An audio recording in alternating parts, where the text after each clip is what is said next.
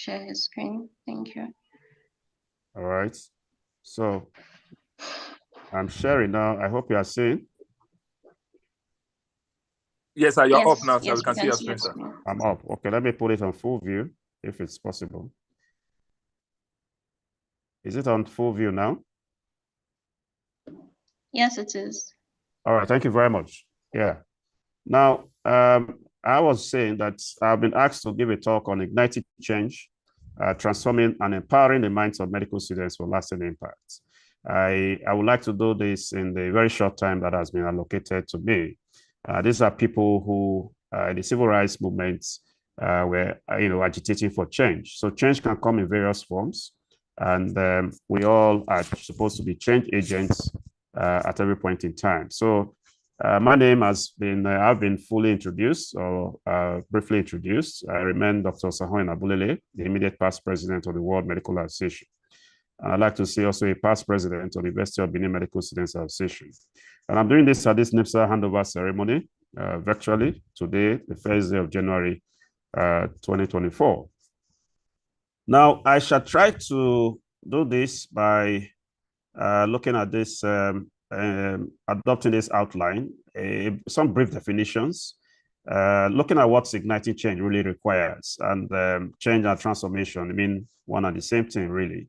And then, of course, the requirements for instituting this change or transforming systems and organizations, and of course, ourselves, and perhaps some brief empowering strategies. And then, of course, if there's still time, we'll look at some recommendations and then we'll conclude. But first, let me again thank you for inviting me. I particularly recognize the presence of the leaders of NiMSA, the outgoing president, Ejim, who is very close to me, and of course, the incoming, who is also very close to me, Moses Oboya. I congratulate all of you for what you are doing, and also recognize all other officers of NiMSA. And of course, the chairman of the NiMSA committee of the NMA, I hope is here because I saw his name somewhere, Poke Zoke. It's a very great personality. And of course, one of those we look up to take real leadership at all levels. So I recognize all others who are here, other personalities invited, guests, very distinguished ladies and gentlemen, men and women of the fourth estate of the realm. I'd like to set the scene by saying that this whole issue of change and transformation is not really new. Mankind has always tried to, of course, go into new forms. You know, we always try to change from one way to the other. It depends on the mechanisms, it depends on the context, but somehow we know that human beings are not static. So also other creatures and other things of life. There's always that room for change. Change is said to be a constant phenomenon. If you fail to change, then you are almost saying that you want to begin your downward decline, and of course, death. You know, but like some will say, even in death, change still occurs. So it's not new, and so there are constants in life. And even as medical students, I think this is very important because you are important stakeholders in the system, both within and outside. And of course, you also feature leaders, interestingly, of the medical profession, the NMA, and of course, the general society. We need to ensure that we commit ourselves to change, because Nigeria, like you know, is still struggling to, of course, get to where it's supposed to be as a so-called giant of Africa. So it may just be you, but for you to do that, you need to be a change agent. And of course, look at some how this empowerment, which I consider as very key for the future direction of the profession, can be, of course, demonstrated. And therefore think that this interaction is very germane, very apropos, and very apt. And I hope to leverage on some of my leadership experiences as I proceed with this talk. Now, we all know who a medical student is, because that has been the common denominator of what I was asked to present. But I'd like to, aggregate this within also the common organization called NiMSA, and of course the MSCs at the lower levels, because every student invariably is a member of an MSc, and of course member of NiMSA. So, but I do not want to make any assumptions because I do not know who and who you have invited to be part of this. And so some of them may not be medical students, but we need to remind ourselves who we are, or what this whole context of a medical student or studentship is. A medical student, like you must know, is that individual who's undergoing a course of undergraduate medical training, approved by a country's professional regulatory body or council. And in the case of Nigeria, we know it's the Medical and Dental Council of Nigeria. And of course, conducted in a training institution or university or faculty, approved by the same council or body, with the sole aim of obtaining a professional qualification to enable him or her register to practice medicine or dentistry. And of course, there's a scope and a curriculum that guides this training. And of course, there's a duration of training. In most countries of the world, the average time is 6 years. But in some jurisdictions, you have 5 years training, and some others even lower. But again, generally, we like to see it as a 6-year average of 6-year training to become a graduate of medicine. So, but like I said, some jurisdictions have varying levels or duration of training. But again, the context must be understood. And of course, this training is conducted within an environment. And so you interact with both the internal and also sometimes the external environment. And so there are other definitions, but for the sake of time, I'd like to proceed. But one definition is that he or she is an individual enrolled in a program culminating a degree in medicine. So you see all of that in the presentation. But again, what is to ignite? You're talking about igniting change. When you say ignite, this is one term I use commonly, especially when I'm talking about, leadership transformations. To ignite just simply means to inflame, to kindle, to hit something strongly, as you find in some stated definitions elsewhere. But again, this is just to more like rev, to rev something up, to bolster something up, to renew, either in terms of the energy contents or the heat contents or the activity framework and all of that. So, and that's, of course, we dovetail into what you call igniting change. And that means revving the whole change process. Change, we know, is to make something different, or to make someone different. I remember those days when we were trying to dress up some candidates who were putting themselves up for election. There were some who ordinarily on a good day were not presentable, but we did not give up on them. And we only needed about 3 months to make them a completely transformed personality. And people were surprised at the end of the day what they turned out to be. They were not only good orators, they were also very, very fervent and committed to the whole electoral process, and eventually ended up being returned elected because they had gone through some changes.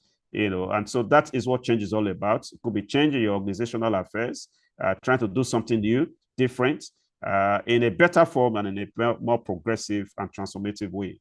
And that also tells us what transformation is really. One and the same thing, really. To transform is to completely change or, partially change something, the character or appearance of anything, your organization, NiMSA, MSA, or even Nigeria.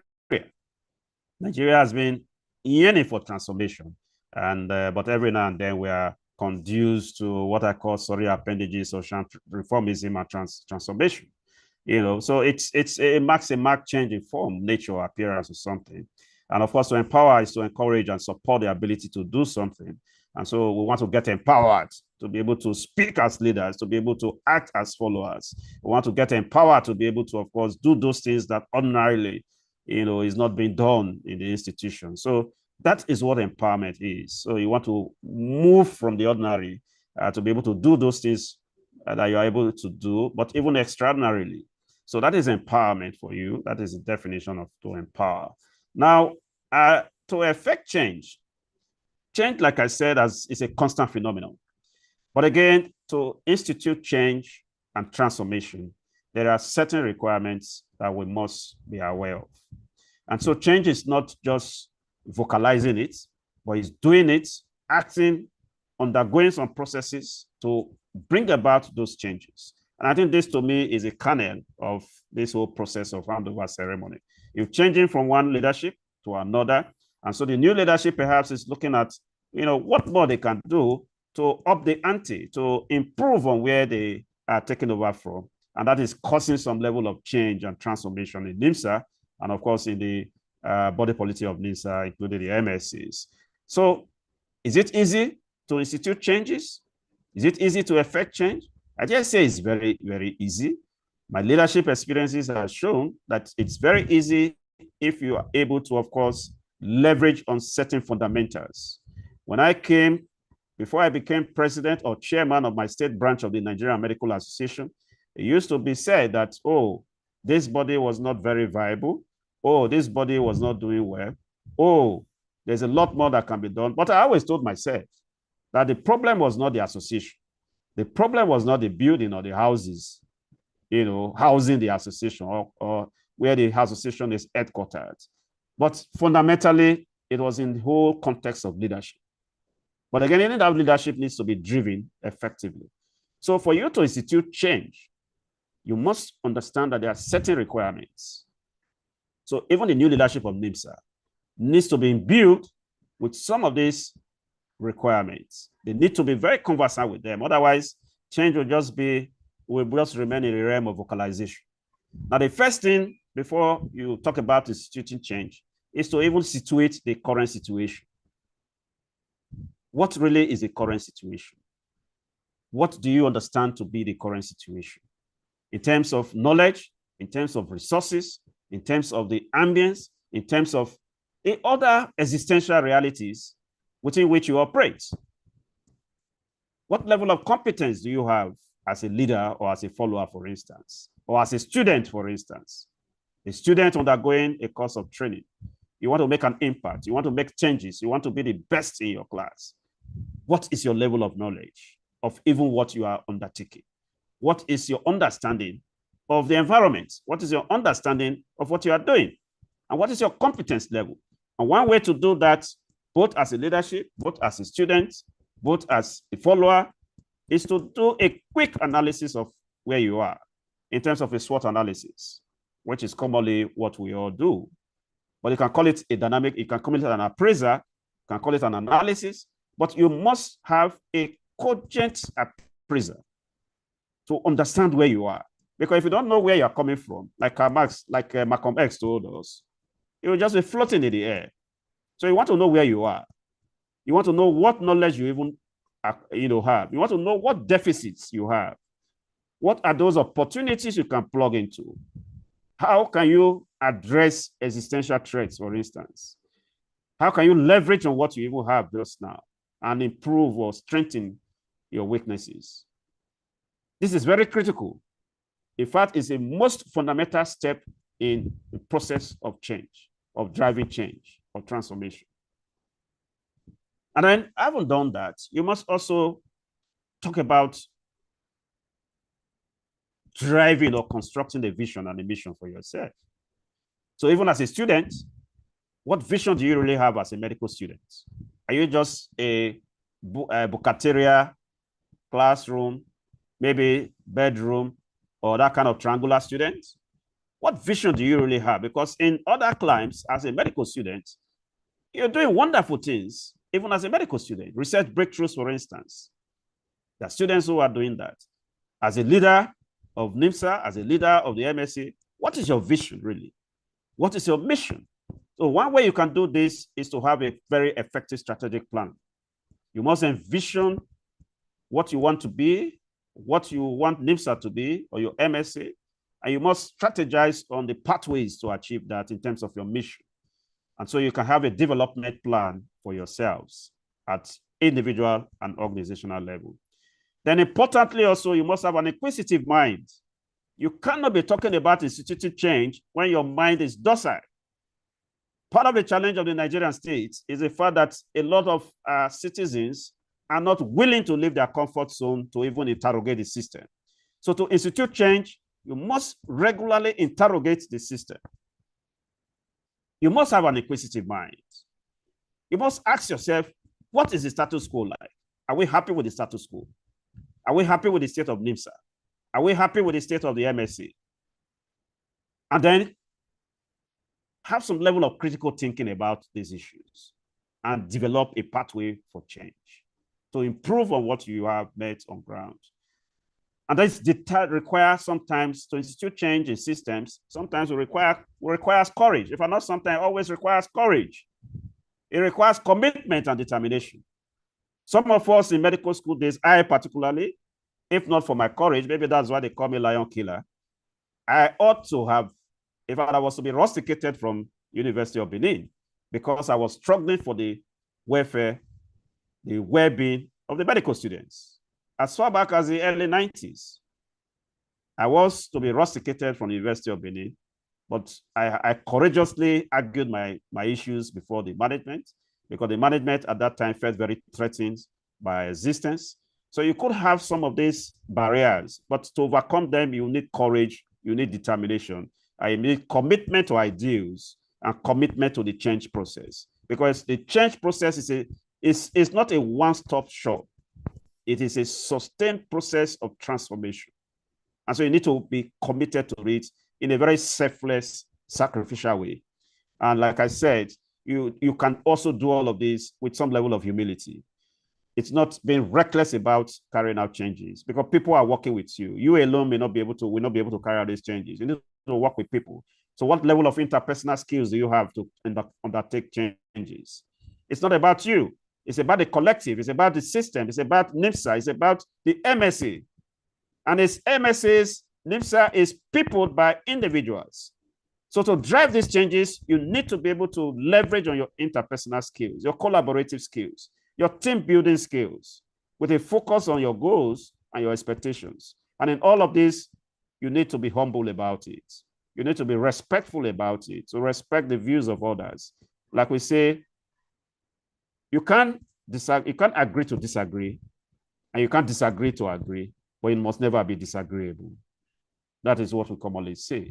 So you also need to do dynamic appraisals. And for the sake of time, let me just move quickly. So dynamic appraisals enable you to know where you are today and what more you need to do to get into that future that you envision for yourself. And so in 5 years' time, we need to do an appraisal of NiMSA, for instance. The time is dependent on the players. There's not a cast in stone. When I was a student in primary school, when I was a student in university, in the secondary school, Federal Government College, Ukari, I used to do what I call day-to-day appraisals. Every day, because like Aristotle told us, he said an unexamined life is not worth living. That stuck to me at my very early, age. And so every day I was doing appraisal, not to talk of even an organization as big as NiMSA, as big as NMA, as big as MDECAN, as big as whatever you call them, or even Nigeria. And that's why we talk about, monitoring and evaluation, dynamic appraisals. So these things are very important for anyone who wants to institute change. And I've summarized them to say that you need strong will, courage, and character with commitment to excellence in driving change. You need to have a deliberate vision and mission statement and a strategic personal development plan, for instance. And in all of these, please follow your intuition, follow your, have a holistic worldview, be conscious of what happens in your environment, do some level of forecasting. You need a strong commitment to critical and dynamic appraisals. Be receptive to constructive ideas and opinions, because it's not about you, it's about the collective, it's about the system. And in all of this, you need to empower yourself with information, knowledge, skills, and of course, resources, not necessarily money. And you can have a good mentor to drive you through this. I'm always available as a mentor. I mentor a lot of people. I have several mentorship platforms to guide future leaders, and of course, even the followers to let them understand their roles, even as members of an organization. And of course, you need a very wide network and partnership in driving change and all of that. I've put here some barriers. There are some barriers in driving change. Change is not an easy process, but it's also a doable thing. I've told people, for instance, that leadership is not complex. What makes leadership complex is the inability of those who are driving the process or leading the people to attune themselves to certain leadership attributes. And so it becomes like, oh, this thing is difficult. And that is why when governors tire roads for you, some Nigerians start clapping for them. But is that thing extraordinary? It's not. It's a normal routine of governance. So these are some barriers. The depressive socioeconomic state can make people very diffident. Why should I even be bothered about NiMSA? Why should I be bothered about University of Benin Medical Students Association? Why should I be bothered about just University Medical Students Association when I cannot even eat one meal a day, when the economy is not even, convenient for me to operate within the sphere I'm supposed to operate in? The inflation today is hitting over almost 30%. So the depressive socioeconomic state can undermine the process of change.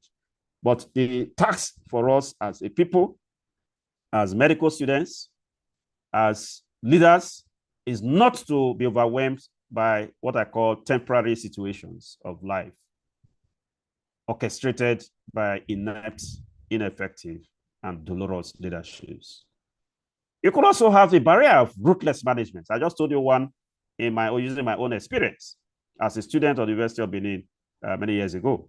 You could have senseless threats, what I call senseless threats, from those who are supposed to encourage leaders, future leaders of our profession, in giving you senseless threats all the time, because again, they have a complex. And of course, threats of rustication, expulsion. We've seen that recently in some institutions. I recall the recent case of, was it Uyo, and some other places like that, a Benue state, Then you have distractors, what I call wet blankets. People who generally are, irritated by any idea of changing the status quo. They are convenient, they are comfortable with the status quo. And so I call them distractors and wet blankets. Please identify them and either reform them as part of the change process, or please move ahead of them. And then you have uninformed followership. You could have NiMSA, for instance, an MSA, whose membership has not been sensitized to the dictates of the organization. And so they're just there because they just want to be there, not because they understand what the organization is all about. Those are barriers for progress and change. So you need to inform them, you need to orientate them, you need to sensitize them so that you avoid this whole concept of free riders and fifth columnists within organizations. This can undermine the change process. These are just few, but there are many more issues. But for the sake of time, I'd like to move forward to say that in all of these, generally, and I'm talking about now the organization, the first few discussions could, of course, be classed into individual members or students, and of course, the leaders and followers within the organization. But in all of these, because operating within the sphere of student organizations is a critical role of leadership. You're going to have a new leader now, or a new leadership led by a guy I think is very good, very sound, very formidable, Mr. or Master Moses Owobuya Chukwujeku is going to be your new leader anywhere from now, following the handover ceremony. And so a lot is going to depend on him and his people who are leading you, and they must understand what leadership is all about, because they are going to be the ones ultimately helping to drive this change that you look up to, this transformation that you look up to. But do they understand? Well, you need to understand what leadership is all about. Leadership is beyond just electing people. It's about leading a group of people, or the power ability to do this. And it's dependent on certain requirements and attributes. So if you want to influence your team, if you want to influence your members to follow your vision, or whatever vision you have placed down for them, either on account of what already exists in your constitution, or if none exists, your leadership vision and mission, then you must be able to, of course, leverage on some of these attributes. And so let me leave the realm of defining leadership. And so leadership occurs at various levels. This was my time at the World Medical Association level. We were driving effective leadership. And I'm happy we're able to do that sufficiently in 1 year. But again, a cumulative, experience perhaps also enabled that to happen. And where you do not have effective leadership driving these changes, what you have is commotion, conflicts, and conflagrations. And so I'd like to emphasize on the need for leaders of NiMSA to be a bit more transformative rather than transactional. There are two distinct categories of leadership, what we'll call the transformative leadership and the transactional leadership. The transformative leadership is one that talks beyond just giving tasks, but also looking at the welfare, the well-being, and the prosperity of the system and the organization. So it's beyond addressing organizational tasks. Oh, NiMSA has to do 1 or 2 things. Please do it within 2 days. Do it within 3 days. You're not bothered about whether that person is going to sleep. You're not bothered about whether that person is going to eat. That is not transformative leadership. You're not bothered about the emotions of that individual who is undertaking that assignment. You're not bothered about the views of even members of your team and the organization. That is not transformative. They will only do what you ask them to do, but beyond that, the organization does not grow. That is a key difference. But to do all of this, the leaders of NiMSA who are coming on board now must try as much as possible to commit themselves to some of these attributes of leadership. One is that they must be visionary. Remember, it said in some scriptures that where there is no vision, there is no what? Future and all of that. So a leadership without a vision, or an organization like NiMSA without a vision, will just be moving in the wilderness, moving in a barber's chair and with no forward movement. So one clear attribute of a leader is to be able to envision a new reality and a new future. And of course, doing that, they must be charismatic enough to be able to motivate, inspire, and energize others. The man I see in Owoboya is a very charismatic personality. And I think he has the charisma to be able to motivate and inspire the next generation of leaders, and of course, the members of NiMSA, and of course, doing that, being able to align the people, to flow along with what has been put down as a vision, and of course, the collective mission and agenda of NiMSA. And doing that also will require some level of innovation. When you are static, when you are not a critical thinker, when you do not interrogate the system, when you do not interrogate the status quo, you're not going to be able to promote change. So you must, on a day-to-day basis, be curious, be innovative. Every day in my leadership career, I think of what needs to be done. What have I not done? What do I need to do further to make things better? You must be a system man, a system person, to be able to institute these fundamental realities in terms of being innovative and being very curious about the need for the next level of leadership. When you talk about taking NiMSA to the next level, it is not just in words of mouth. It is not just in vocalization. It is by daily thinking of what next you can do to transform lives, to transform the lives of your members. That is what it means. So you need to be innovative and you need to be trustworthy and dependable. People must see you as dependable. They must see you as trustworthy, and you must be able to communicate these viewpoints to them and collaborate with them. In all of this, you also need to be patient and tolerant. A leadership that is, not ready to take criticism, obviously has no business in leadership. A leadership that is not selfless and sacrificial has no business. When I was president of the Nigerian Medical Association, I had a mattress in my office, in which I only recently retrieved. Not because I wanted to buy a mattress, but I just found that I did not even have all the time I needed. I needed to have more time to do what I wanted to do to transform the Nigerian Medical Association. And to God be the glory, with all the selflessness and sacrificial commitments, we'll be able to establish some legacies, which today is still being referenced in the Nigerian Medical Association. But it took a lot of selflessness. So as leaders of NiMSA, you must be selfless and sacrificial. Don't think of what you can get from the organization. Think of what you can do for the organization that will outlive you. Because leadership, legacy is about doing things that will outlast you. But in all of this, you must be open. Like I said, willing to share ideas and vision. And you must be goal-oriented, courageous, flexible, and resolute. And of course, these are some of the things. This was one area of my leadership of the World Medical Association that was done in a way never experienced in the World Medical Association. In terms of going to organize rallies, in terms of going to sensitize people who were being put up for imprisonment by a very repressive government in Turkey. I had to leave Nigeria as an emergency to go into the courtrooms in Ankara. And this was a feature of courage, a feature of commitment, a feature of selflessness, and a feature of sacrificial commitment to the ideals and ethos of the organization. So this is part of it. It can be risky, and that is why you are a leader. But again, in all of this, like I said before, you must be informed, knowledgeable, competent, and have the needed capacity. And you must also be very disciplined, organized, responsible, and morally upright. Be empathetic, be caring, and be people-centric and inclusive. Don't leave out anybody. Even though we know in organizations, there are always people who may may always want to be destructive. But even those destructive ones you can work on and reform.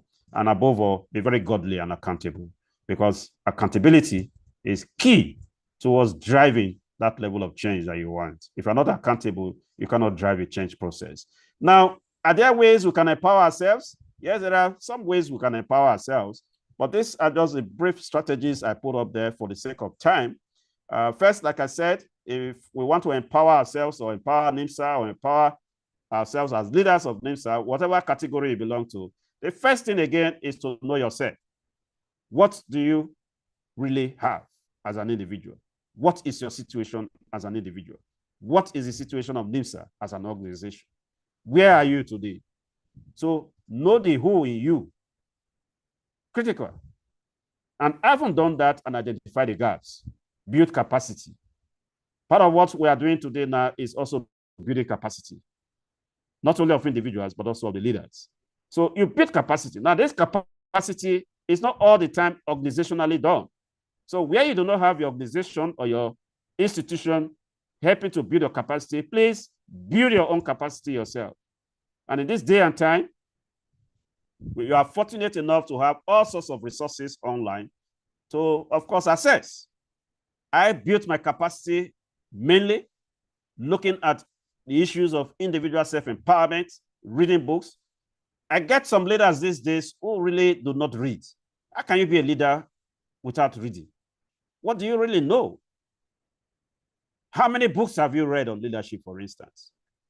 What concepts and ideological frameworks do you have? So you must build capacity so that you're not moving from pillar to post or swinging based on the views of members. You are a visionary. So for people to see you as a leader and to rely on you and look up to you, you must provide that direction. And that direction comes from learning, from unlearning and relearning, and building your capacity and undertaking tasks. For students, never stop or refuse taking tasks. Any responsibility they give to you is an opportunity to build capacity. It's an opportunity to learn. It's an opportunity to build experience base. Recruit the resources to enable you to do that, because that experience may prove worthwhile in future times. Never run away from responsibilities. It's very important. And of course, you build networks, because building networks, you're able to leverage on other resources that you may not have to support what you have. And that is why we encourage collaborative partnership and networks. That is very key. You may not be able to do everything yourself.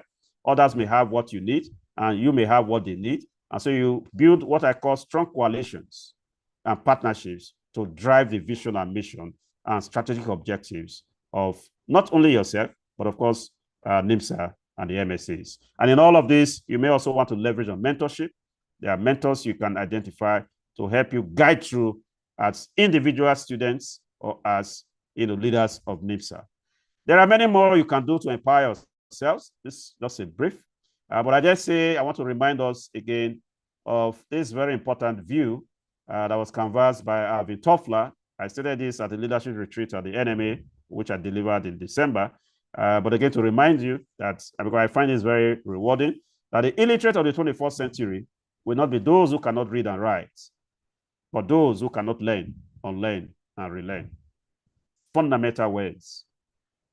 If this is the only thing you can get, please take it home.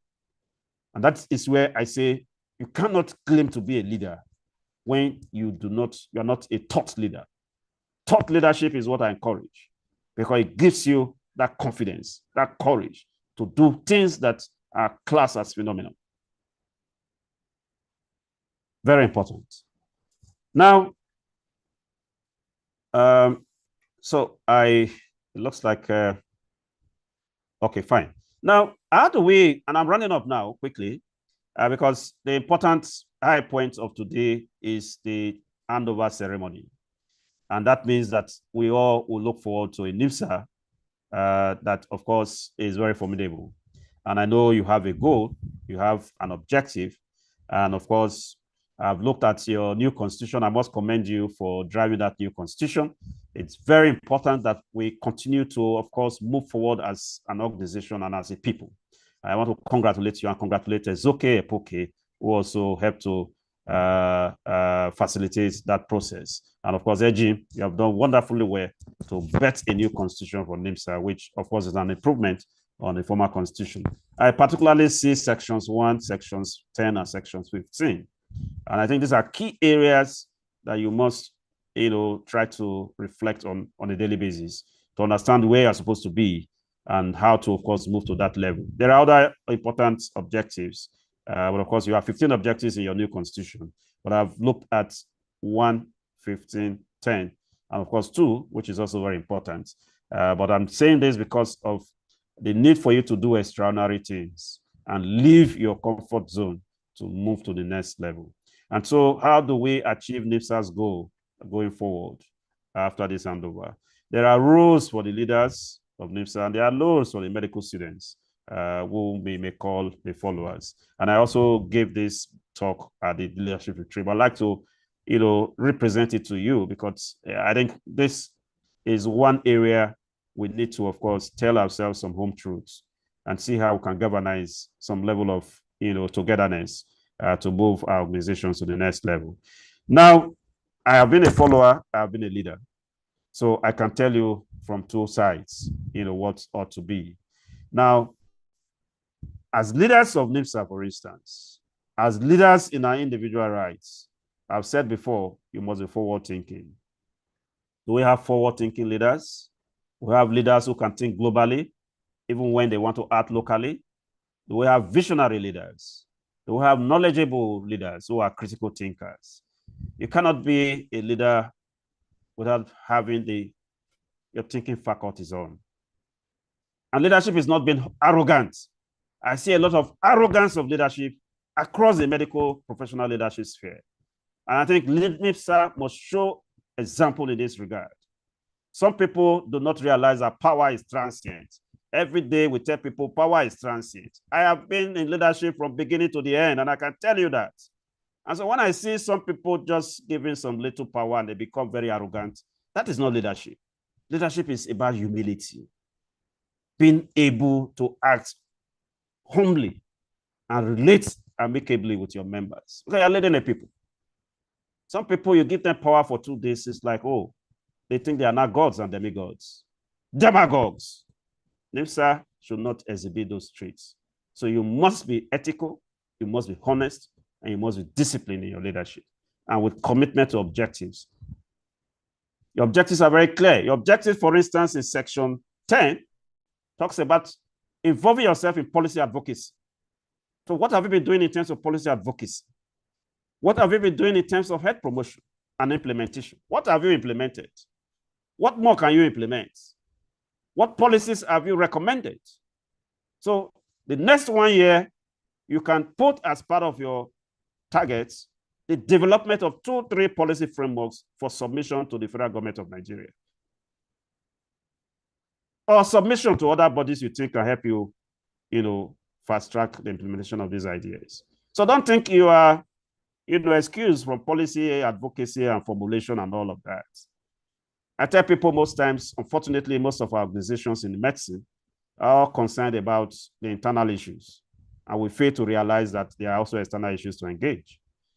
So have a look at that, and have a look at your section 15, for instance. What researches are you carrying out as medical students? What projects are you carrying out as medical students? I know 1 year is too short for the next leadership, but it's not also too short.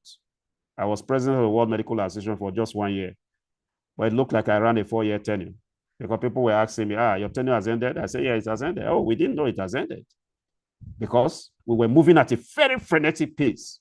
So the leadership must be up and doing with great commitment to the objectives of the organization. And in doing that, also look behind and ask yourself, which new leaders am I developing? So be democratic, be inclusive, and be conscious about developing the next generation of leaders. And I can give you leadership talks on this, on how to develop the next generation of leaders. But please be selfless and sacrificial. Your primary objective as an organization, as NiMSA, is the welfare, the interest, and the rights of your members. That is not to say other things are not important, like I said before. But please, any organization that loses this commitment to its members' well-being, especially in the light of what we are experiencing in the health sector globally, has lost the right to be an organization.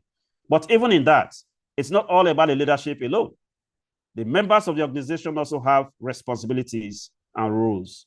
First, they must identify with the ethical values of the organization. And to enable them to do that, the leaders must also educate them and sensitize them on these things. Otherwise, you're going to have lots of free riders, what I call free riders.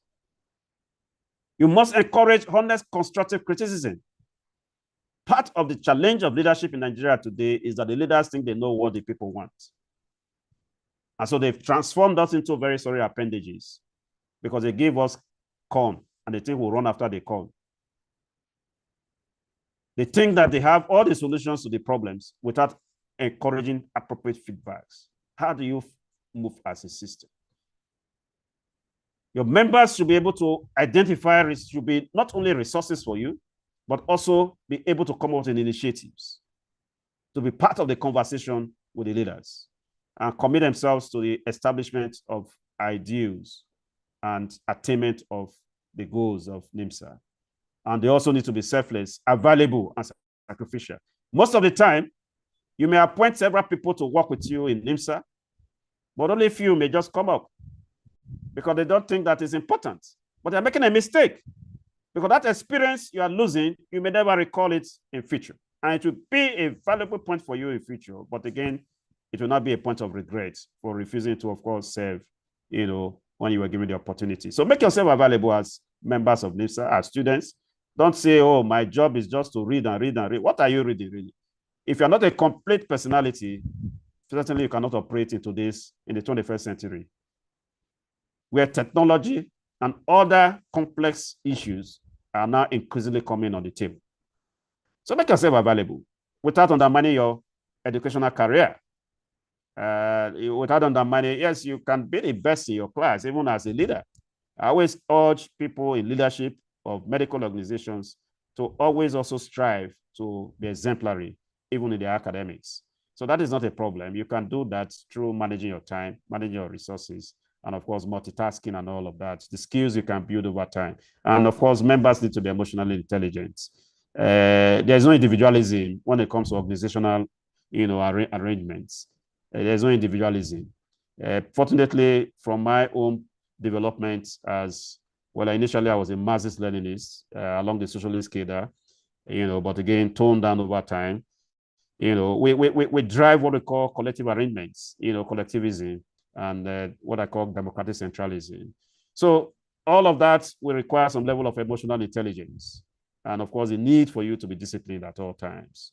But in summary, I'd like to make these recommendations to you. We can come again another time to give you a talk on some of these things. But first is to say, accept the reality of the situation, both as a medical student and as a member of NiMSA, as a member of MSc, and as a leader of NiMSA. And also accept your peculiar role. I've told you before now in my prefatory remarks that even as students, you have a peculiar role. Your role is not just to be reading. You have a role that has been identified for you, not only within the medical school, but even by society. Society is looking up to you. How are you engaging with them? You go back home on holidays. How do you engage with your community? You have a peculiar role. Identify your needs and plug the gaps by recruiting the necessary resources. And this you can do through self-development, through practices involving yourself in some practical experiences, through research, and of course, also reading books and mentorship. And then build your skills through leadership courses, followership courses, seminars, virtual or physical, and improve your communication counseling skills. And then commit yourself to excellence and commit yourself to working within teams. Be courageous, innovative, and futuristic. And like I said, undertake dynamic appraisals. And at the appropriate time, if needed, undertake some reviews of your constitution, talking about NiMSA now. And then in conclusion, before I conclude, there is what I always say. I repeated this in October 2023 at a meeting. And my quote here is that people, from my experience, and I'm saying this from my experience, I have a lot of things I've said, but I brought this out as very unique. that people must be ready to leave their comfort zone, even within the medical school, and even within NiMSA, and even within the NMA, and work conscientiously towards excellence. Note that the opportunity to serve may come only once. And when I say serve, not only as president of NiMSA, but even as a member of a committee, even as clerk of Congress, even as Speaker of Congress. I was Speaker of Congress at the University of Benin. I was clerk of Congress at the University of Benin Medical Students Association before I ever became president of the University of Benin Medical Students Association. I served as members of committees. I served in the senior parliament for 6 consecutive years. Those were all years of service, which helped over time. So the opportunity to serve may come only once. But I just say that every opportunity lost to establish legacies and fundamental experience frameworks can never be recovered. Osahoin Abulele, October 26, 2023. These are key words that you must reflect on.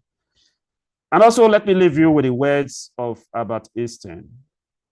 That the world we have created is a product of our thinking. It cannot be changed without changing our thinking. So as we seek for change, let us ask ourselves, are we the change we want to see happen? Be the change you want to see in the world, in NiMSA, in the medical institutions.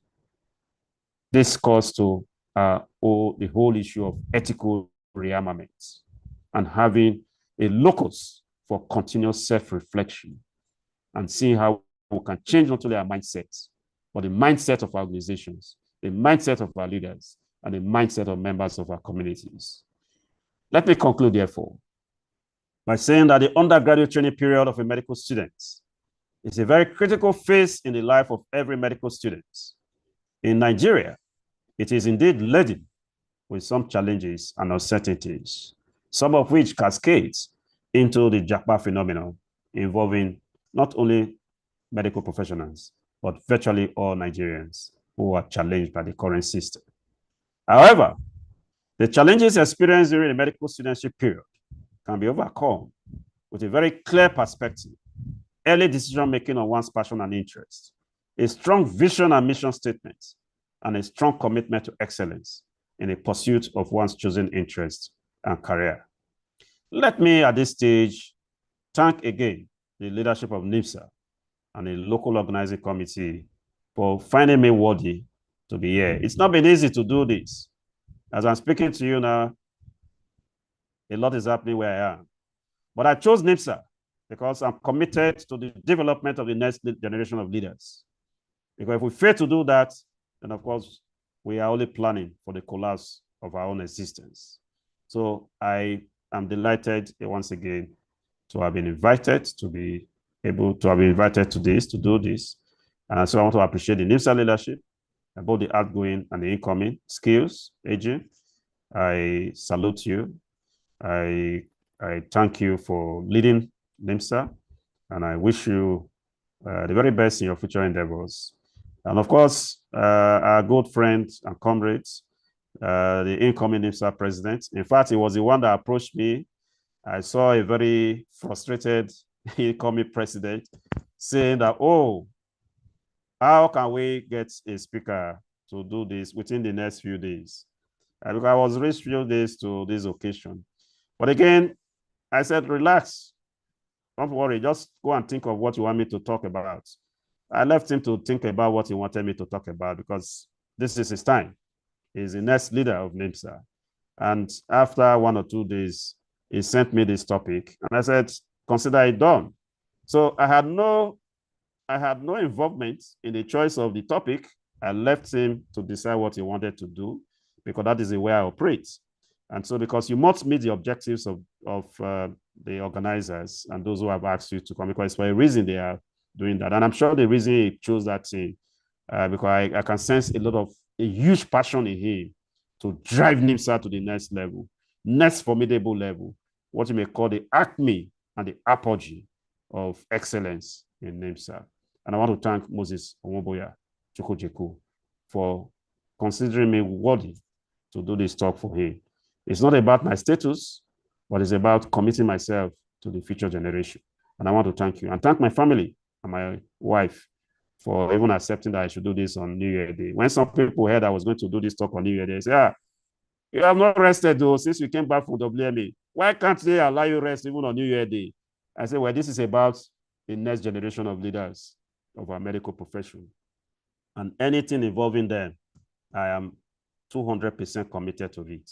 So as I speak to you now, the rest members of my family are somewhere while I'm alone doing this. But again, it's for the sake of progress in the medical profession. So I want to thank them for indulging me. And I look forward to a very exciting leadership of NiMSA.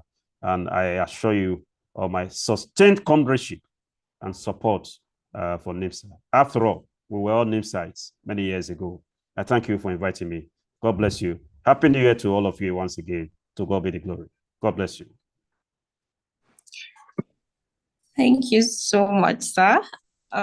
We really appreciate you for taking out time to be with us today, being New Year when you should be celebrating with your family.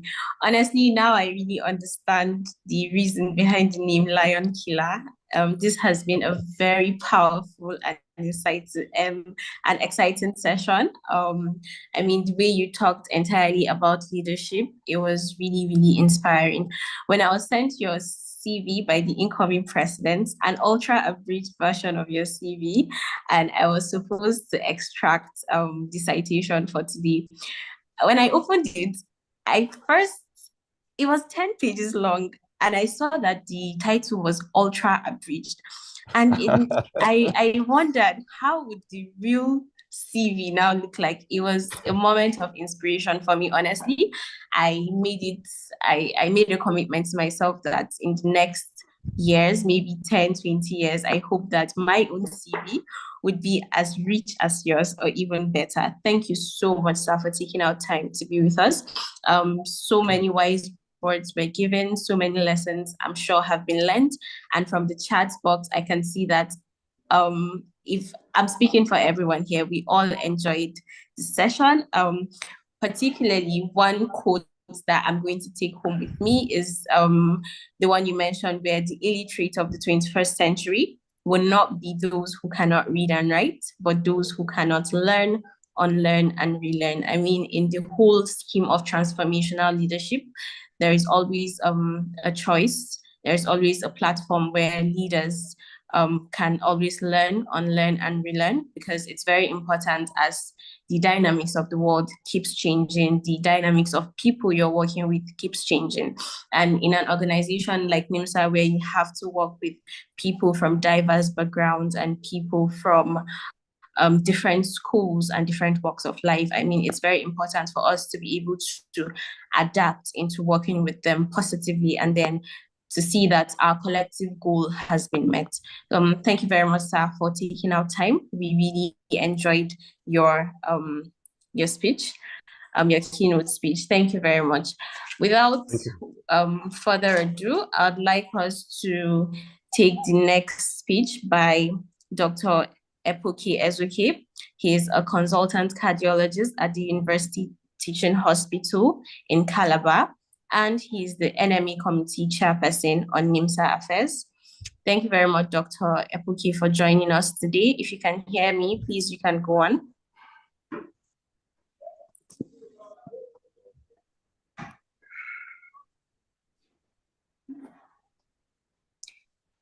The host should kindly unmute him if he's muted.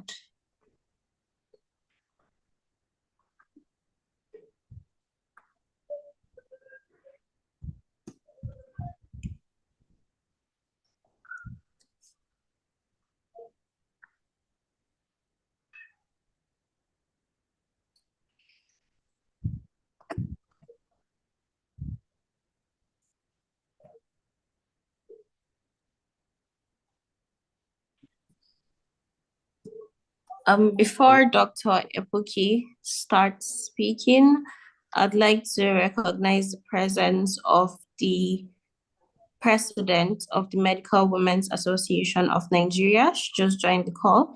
Thank you very much, Ma, for joining us today. Dr. Epoke, can you hear me, and are you available to speak now? Yeah, I'm available. Can you hear me, please? Yes, we can. Thank you very much for joining us. You can go on. Okay, thanks very much. It's a pleasure to be here. Good morning, good afternoon, distinguished NiMSites. I have the unfortunate and unenviable job of speaking after a very great man, the Lion Killer, who I must thank and appreciate for what was a very resounding keynote address. I think he has virtually said it all.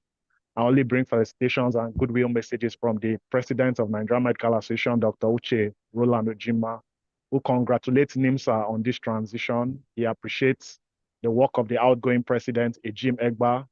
He can now rest. The man never rests, but he has done a remarkable job and he has been able to do all we set out for him to do. We appreciate his work, his forthrightness, his energy, and his dedication and passion to NiMSA. He has been able to at least refocus NiMSA on the pedestal of remarkable achievements, with the constitutional review process being the most important. We hope that those amendments would strengthen the foundations and fabric of the association going forward. I wouldn't have much to say.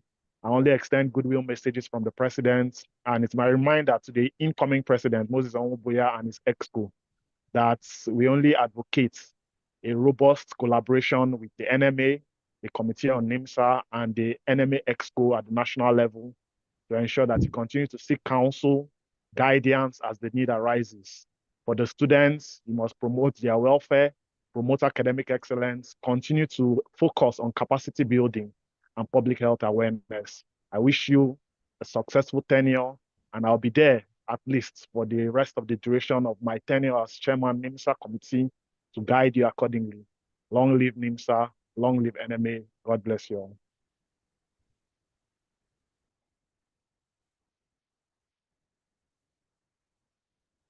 Thank you so much, Dr. Ebuki, for your very brief speech. We really appreciate you being here with us today, being New Year also. Thank you for joining us. I think the first time I met Dr. Ebuki was at the Lagos General Assembly. It was a very wonderful moment meeting someone from NMA and meeting, in quotes, the guardian of NiMSA from NMA. And it has been wonderful ever since then. However, sir, I'm still considering cardiology, but I mean, Dr. Enabule is a chief consultant family physician, so I might be tilting a bit towards family medicine. Thank you very much, sir, for your very brief speech. We appreciate you being here with us again. Up next, we're going to be taking the citation of our next guest speaker, Dr. Anthony Adams Daban. And the citation will be taken by Karimat Abdullahi Ayomide. Karima, if you're here, please kindly signify. You can unmute your mic and we have our citation. All right, thank you very much, Rekia, for that. All protocols duly observed. My name is Abdullahi Karima Ayomide, a third-year medical student at the prestigious Ahmadu Bello University, Zaria, Nigeria.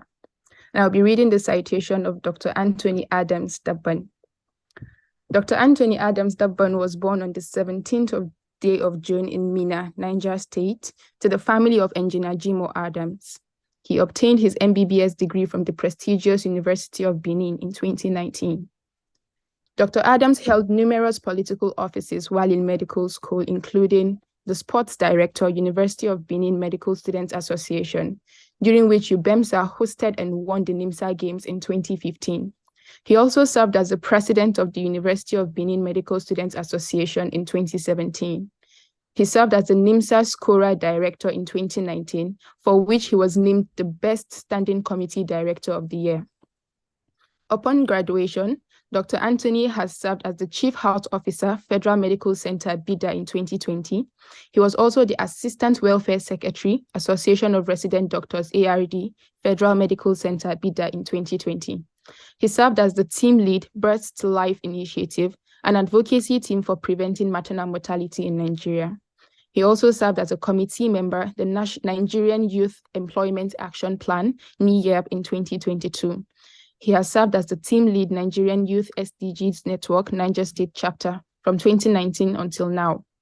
He's also serving as the member of the Mental Health Innovation Network since 2019 until now.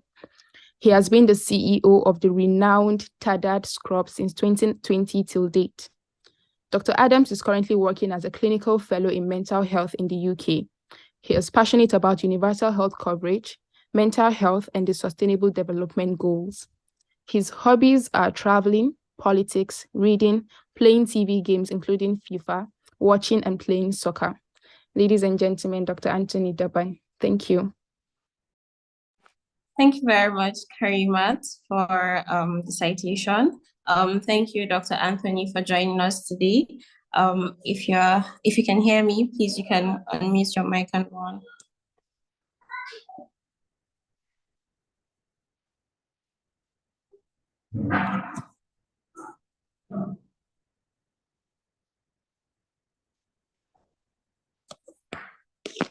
Okay, just a second. Okay, sorry, I was trying to unmute myself just now. Thank you so much for having me here. All protocols duly observed. There are so many wonderful speakers that have spoken before me. Dr. Ezekiel Epoke mentioned that he was put in a tight situation after Dr. Nabilele spoke. I don't know if I would say I've been put in a tight situation. Well, I think I will use the word the tighter situation. But I'll try as much as possible to keep it brief and go straight to the point. So all protocols duly observed. I'm really grateful to be here with you, and it's an honor having to have you discuss. As you can see, I'm in a room and I'm on call. I'm on a long day call in the hospital for 12 hours, but I considered you very important to take a little break to have this chat. So it's an honor to talk to you. I'm so happy talking to young medical students. I'm so happy having an opportunity to have this chat. And from all the people that have spoken, I think I'm one of the closest persons to the medical students. Permit me to say that. The reason I will use that is in terms of chronology. I graduated literally 5 years ago, and so I have some experience or some exposure that I would like to just reel out, and some advice for the incoming executive. Permit me to start with a quote by Jim Rohn. For things to change, you have to change. Self-absorbed that. For things to change, you have to change. Yes, there's a topic, igniting change. Yes, you want to make lasting impact. But you can't do that if you don't have what it takes. You can't give what you don't have. So the first step is you. What can you give? What can you bring to the table? How can you be better? How can you be good enough? My talk will be like a charge because there's a lot that has been said already. What will you do with that? So many of you here have attended seminars, workshops, conferences. You have jotted down so many notes. You have extra notes from 2023. What will you do in 2024? It's a new day, it's a new year. How do you go about it? How do you decide to do things differently? I just have 4 nuggets, which I'm going to talk about. First is to set a plan. If you don't know where you are going, you will never get there. Set a plan. This is the first day. Set a plan. Don't set a new year, new me plan like we used to do back in the day. That by January ending, you have changed your plan. No. Set a plan. A smart plan. One that is specific, measurable, attainable. One that can be that is time bound. So you can reappraise, you can check it up. Are you moving in line? Are you moving out of line? And also with your plan, with your vision, you can have a direction. You can know that, oh, I need to do this to come up. I need to get this sorted. I need to put this in place. This is both for the executives incoming and for all the other members joining this talk. You have to develop yourself. I've been working here for a couple of months now in the UK, and one of the things I've noticed from the medical students here who come to do rotations with us is they think outside the box. They think in a global mindset. You have to think globally. You can't be thinking local. Yes, definitely you solve local problems, but think global. Don't be.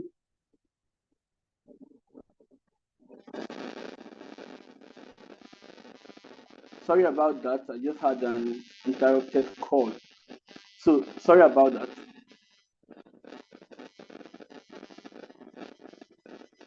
Hello, can you hear me? Yes, we can hear you, Hello? sir. You can go on. Okay, sorry about that. I just had an interrupted call. Okay, so like I was saying, the first is to set a plan. Second is to be valuable. What do you bring to the table? Be valuable. Do not seek to be successful, seek to be valuable. Dr. Nabulele, everybody is singing and shouting, the lion killer. I've learned so much from him. I've worked with him both in several committees, and he has been a mentor and he's still a mentor. But one thing I will tell you is that he's valuable. Be valuable. No matter the color of your skin, no matter the content in your head, if you are valuable, you won't be pushed aside. Before some decisions are made, we're having chats, and people say, where did you train in Nigeria? Okay. And they start talking, and before you know, by the way the conversations go, and they're like, wow, your medical school was good. It's not just that the medical school was good. I decided that I want to be valuable. What do you bring to the table? Be valuable. You are elected president. You are the scholar director. You are the NiMSA capacity building or whatever. Be valuable. Provide value. And how do you become valuable? By first of all, learning it, developing yourself, going out, trying to see how you can improve on areas that you are lacking. An unexamined life is not worth living. Because I dare to tell you, in the next 5-10 years, you will examine this life that you don't want to examine. And your examination will not be good if you don't make the right decisions now. Next thing is hard work. So I've talked about set goals, valuable, hard work. Work hard. One of the things I've noticed, one of the things I've learned now is that a lot of people want the easy way out. It's not easy, but it will be worth it. Work hard. Give it all. Give 100% every time. There's a way you work so hard, there's a way you do so well, the heavens, everything will align for you. A lot of the time people say it's luck, luck, luck. Sometimes luck really doesn't work. It's just hard work, meeting opportunity. Prepare yourself for the day that everything is going to work. For the people holding positions now, I used to tell people, there's no the most important position is the one you are holding. The NiMSA president is not the most important position, it's the one you are holding. And if you are not faithful in little, you can't be faithful in much. So that small position you think you are holding, that appointment you think you are going to get, that whatever you are holding, do it well. Do it well that in years to come, people will look back and say, this person did well. Yes, medical school comes with its own challenges, trying to collaborate how you go to classes, postings, and also carry out activities as leaders. We have to find a balance. I dare to tell you, things you don't do now, years from now, you will wish you did them. Ask all our senior colleagues, ask Dr. Nabulele, ask so many other persons. They will tell you, they do not regret most of the things they did. Most of the things you will regret are the things you did not do. I can't go back to medical school now, but I can tell you that I'm so happy that I did so many things in medical school that I felt I didn't even do enough, but I was happy. Get involved in NiMSA, work. Don't be looking for people to praise you. Work. You are learning, you are developing. Work. The fourth thing I would say, which is the last thing, is develop friends. It's usually said your network is your net worth. The best time to be the friend of the president is like 5 or 10 years before the person becomes president. Develop friends, develop network in such a way that people will align with you. One of the best resources you can have is not money, it's network. People that will be in the room and will mention your name. And you cannot develop these friends if you don't volunteer. You cannot develop these friends if you don't work hard. You cannot develop these friends if you are not friendly. It has been said leadership is transient. Positions are transient. That is true. But I dare to tell you, there's a way you will do so well. Years to come, people will always mention you. Also, for the leaders, I will say this. I'm now advising and I'm rounding up. For the leaders, don't think you are the owner of the show. It's not just about you. One of the saddest things that can happen to a leader is to not have a follower. serve, work with people, try to see how you can make impact, try to live within the next 12 months, try to leave things on the sands of time that people will look back and say, when Moses Onwubiyan was president, this happened. When Karima was this happened. When Rekia was this happened. When this was this happened. Because those are the memories you are going to look back to and be happy. Over here, when I was in Nigeria, I was like, oh, I was not earning so much. Here, relatively, my salary is good. I look forward to coming back to Nigeria in the near future to do so much more in so many areas. But one thing I've learned from getting a fair salary is the fact that it's not just about the money. You will not be happy if you don't do well. So develop network, develop friends. For the leaders, just know that you are not alone. You have to work with people. And in the multitude of counselors, there is safety. I would say this little story as a roundup. When I was the NiMSA president, I was privileged to wear the shoes that Dr. Enabulili wore several years before.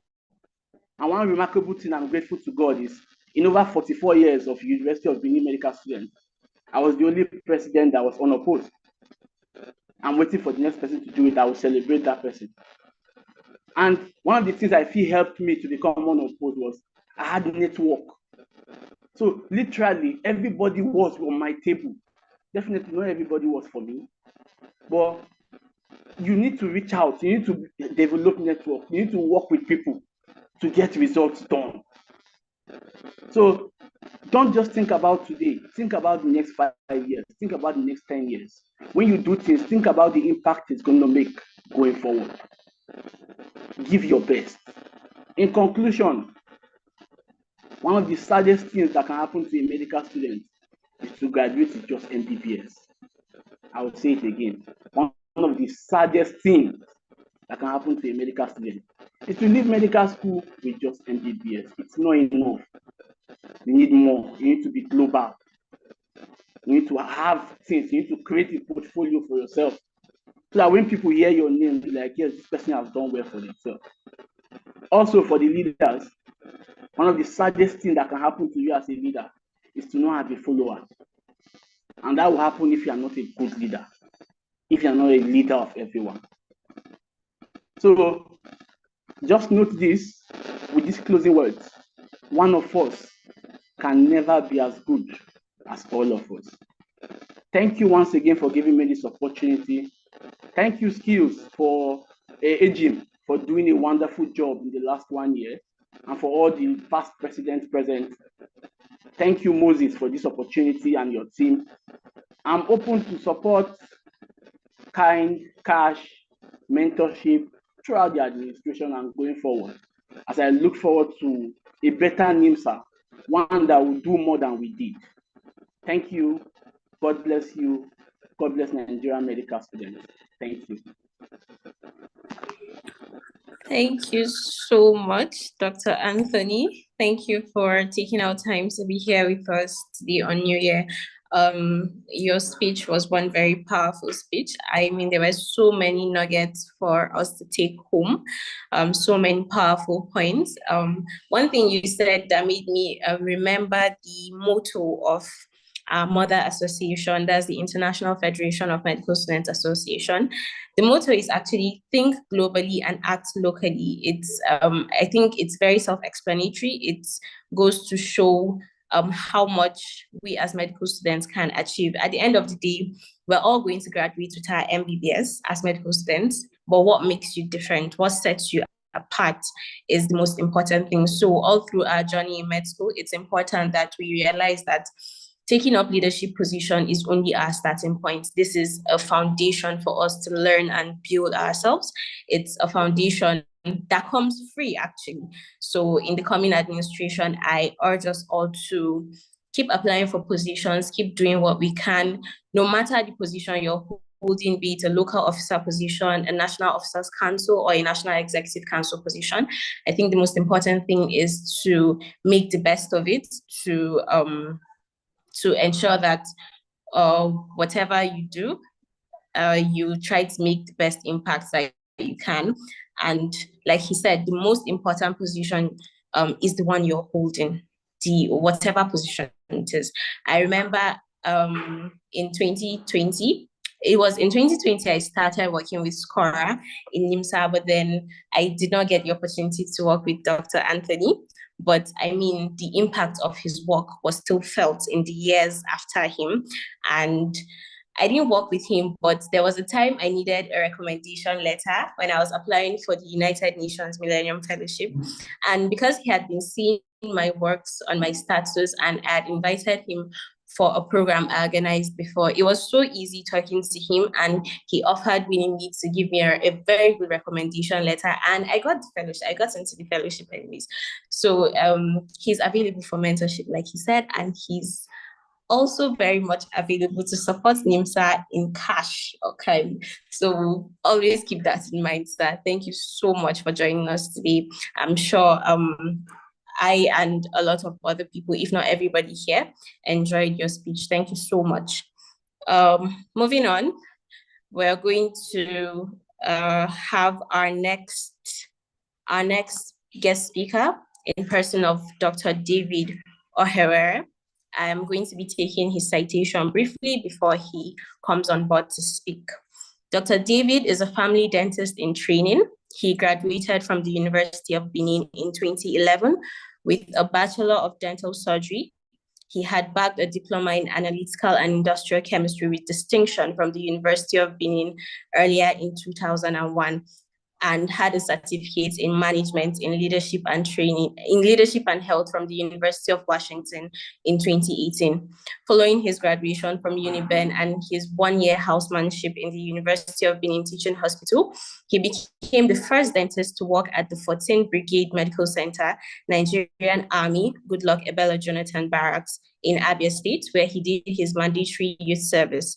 He worked briefly at Konix Hospital and Smile and Innovation Dental Clinic, both in Port Harcourt, Rivers State.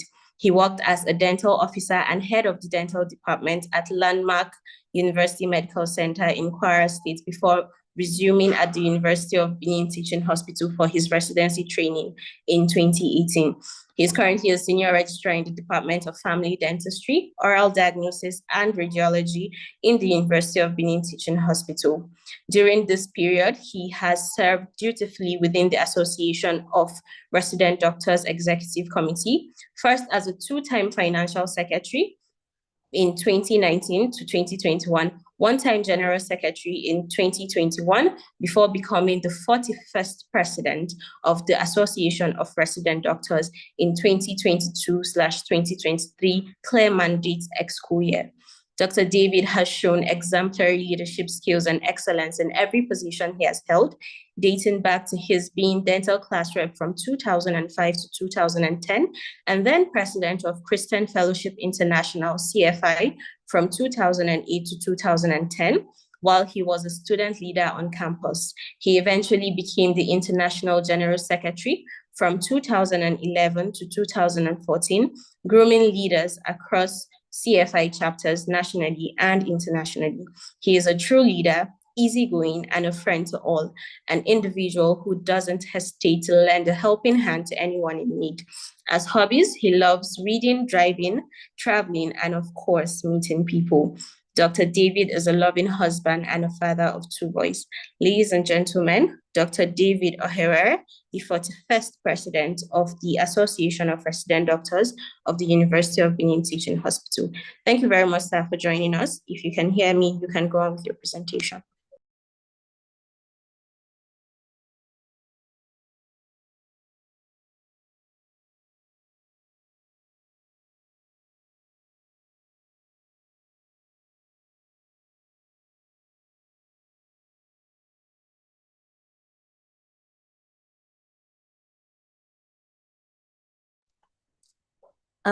We can't hear you, sir. I don't know if you can hear me. You can unmute your mic and go ahead.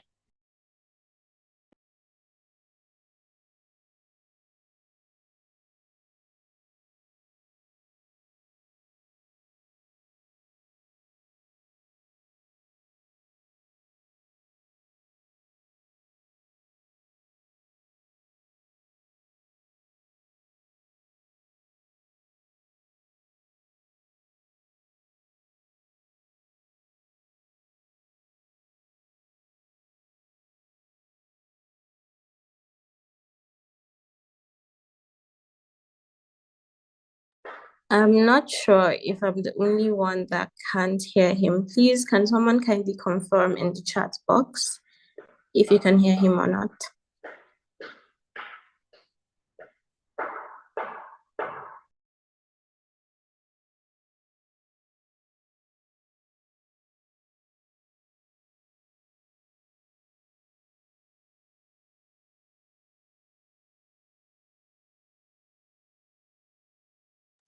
Okay, he can't unmute. Please, can the host kindly sort that out? The speaker cannot unmute his mic. If you can unmute him directly, please do so.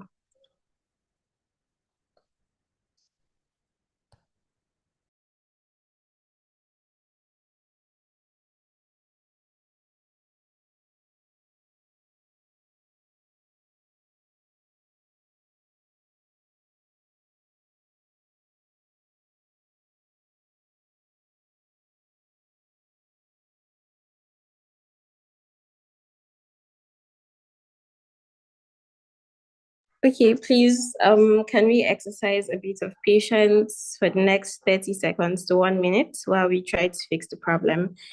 If not, then we can move on and come back to the speech later.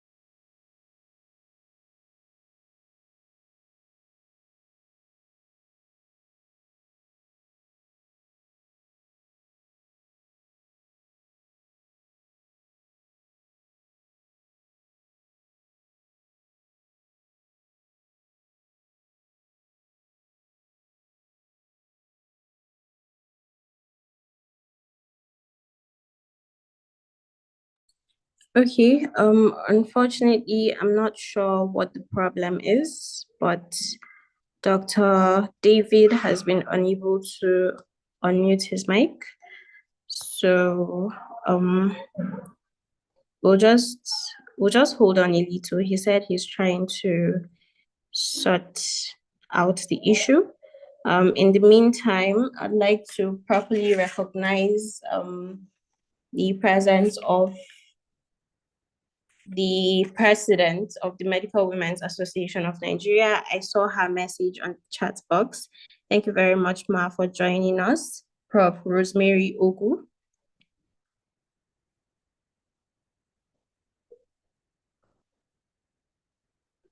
Before Dr.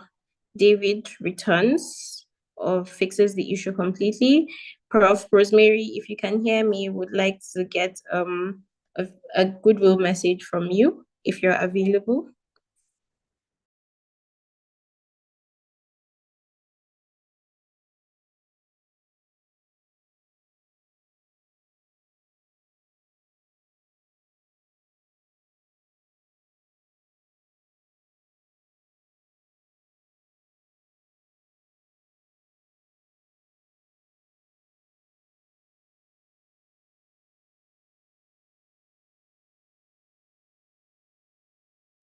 Okay, I don't think she's still on the call. Dr. David hasn't joined us yet, so I think for now we'll just move on and then come back to his speech later, so we don't take so much time waiting. Ideally, after his speech is supposed to be the handover speech from the 46th NiMSA president, Clement Ejim Egba.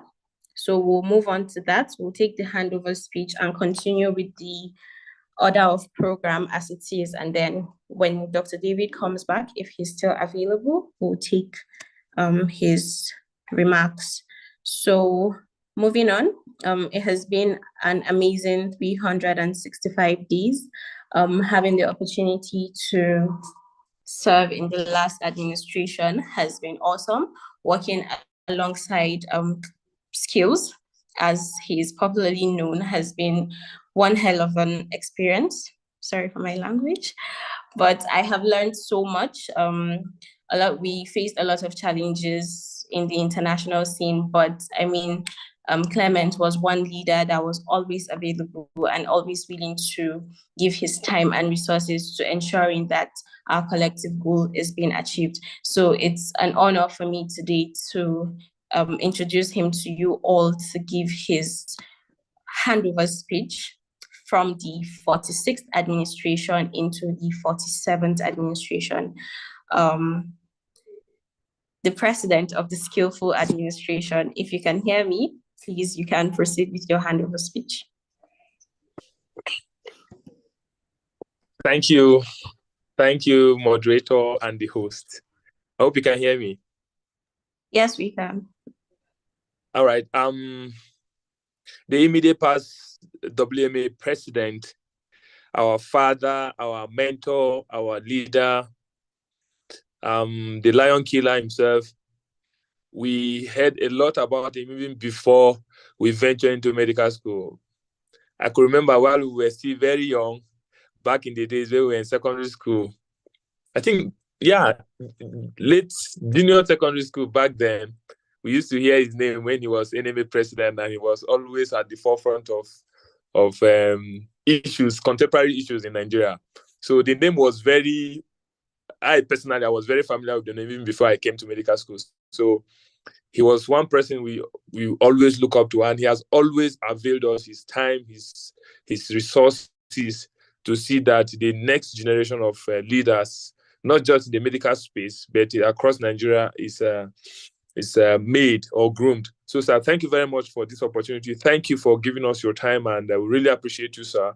To the NMA committee chairman on NiMSA affairs, my leader, my mentor, he's somebody that I have come to respect very well. It was my NiMSA presidency actually that brought us together. But ever since I met him, I have had no regret whatsoever. Dr. Ezeoke Ipoke, a consultant cardiologist from the University of Calabar Teaching Hospital. Even though now and then he has always wanted to cajole me into internal medicine, but that's the only thing I think I would say that I'm going to be very stubborn about. Me and internal medicine, we are not going there, sir. So thank you very much for always giving us your time, and we appreciate your time here today and the support I enjoyed under your leadership, the mentorship that I and other members of my administration enjoyed under your watch.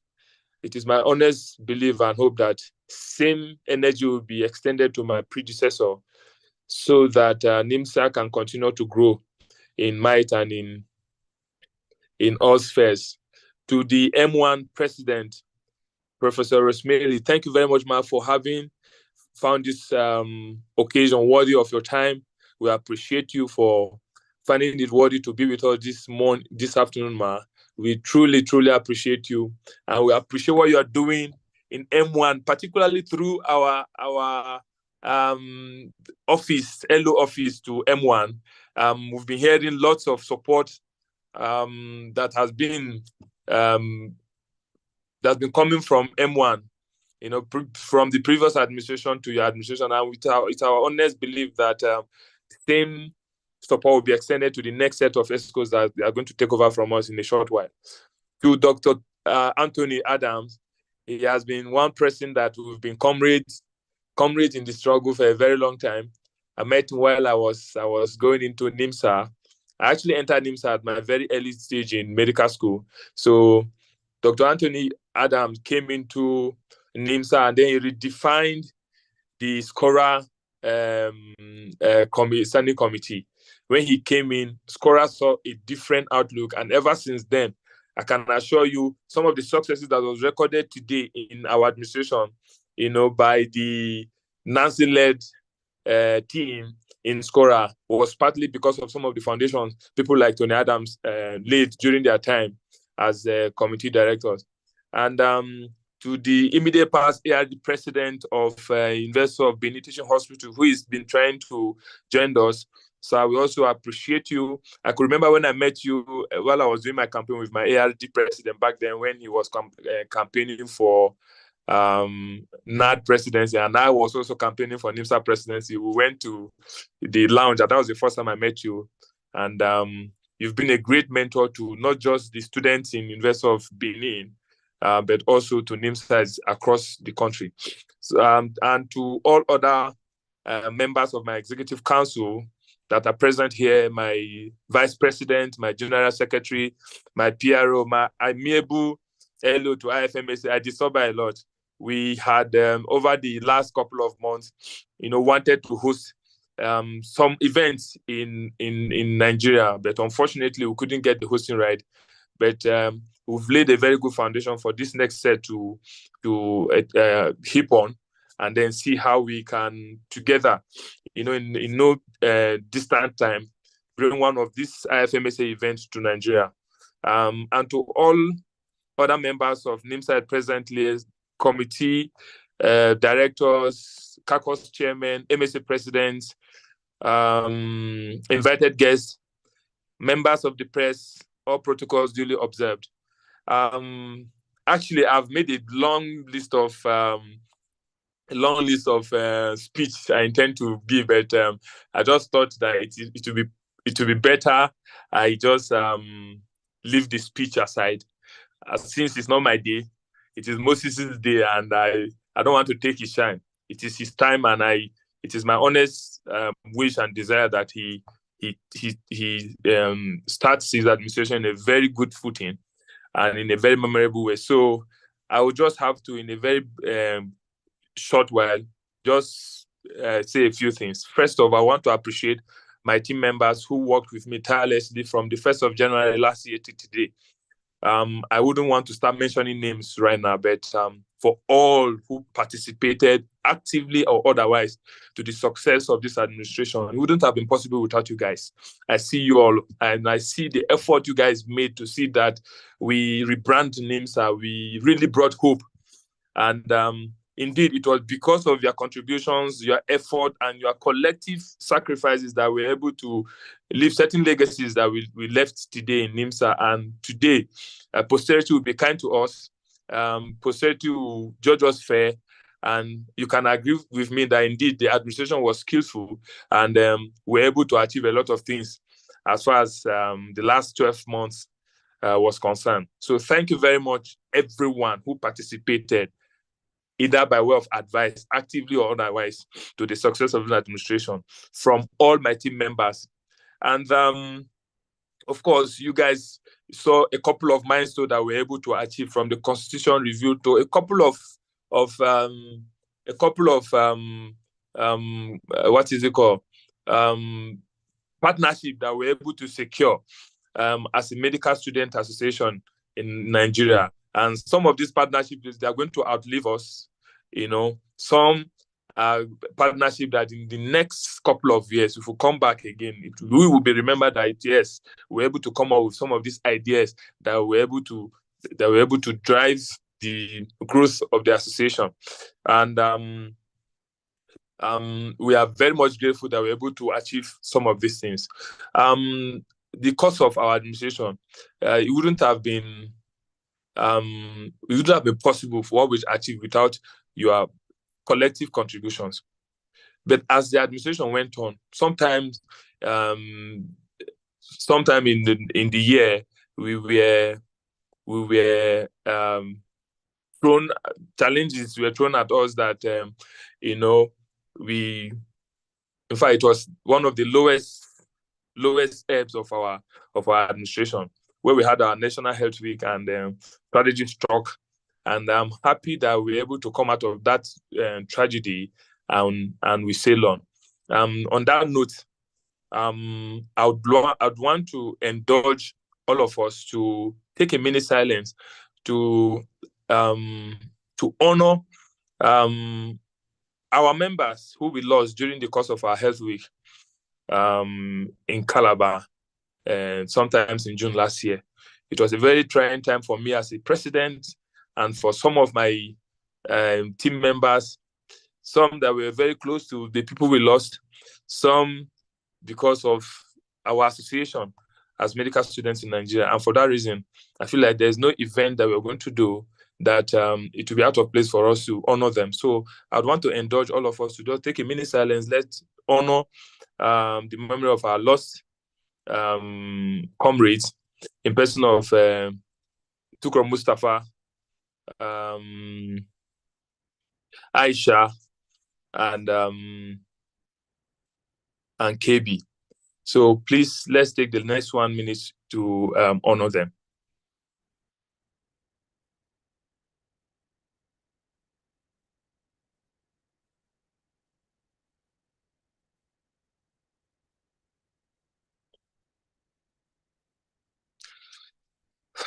May the souls of Aisha, TK, and Kabiru, and all other members of the Nigerian Medical Students Association that we lost in the course of our administration rest in the bosom of the Lord.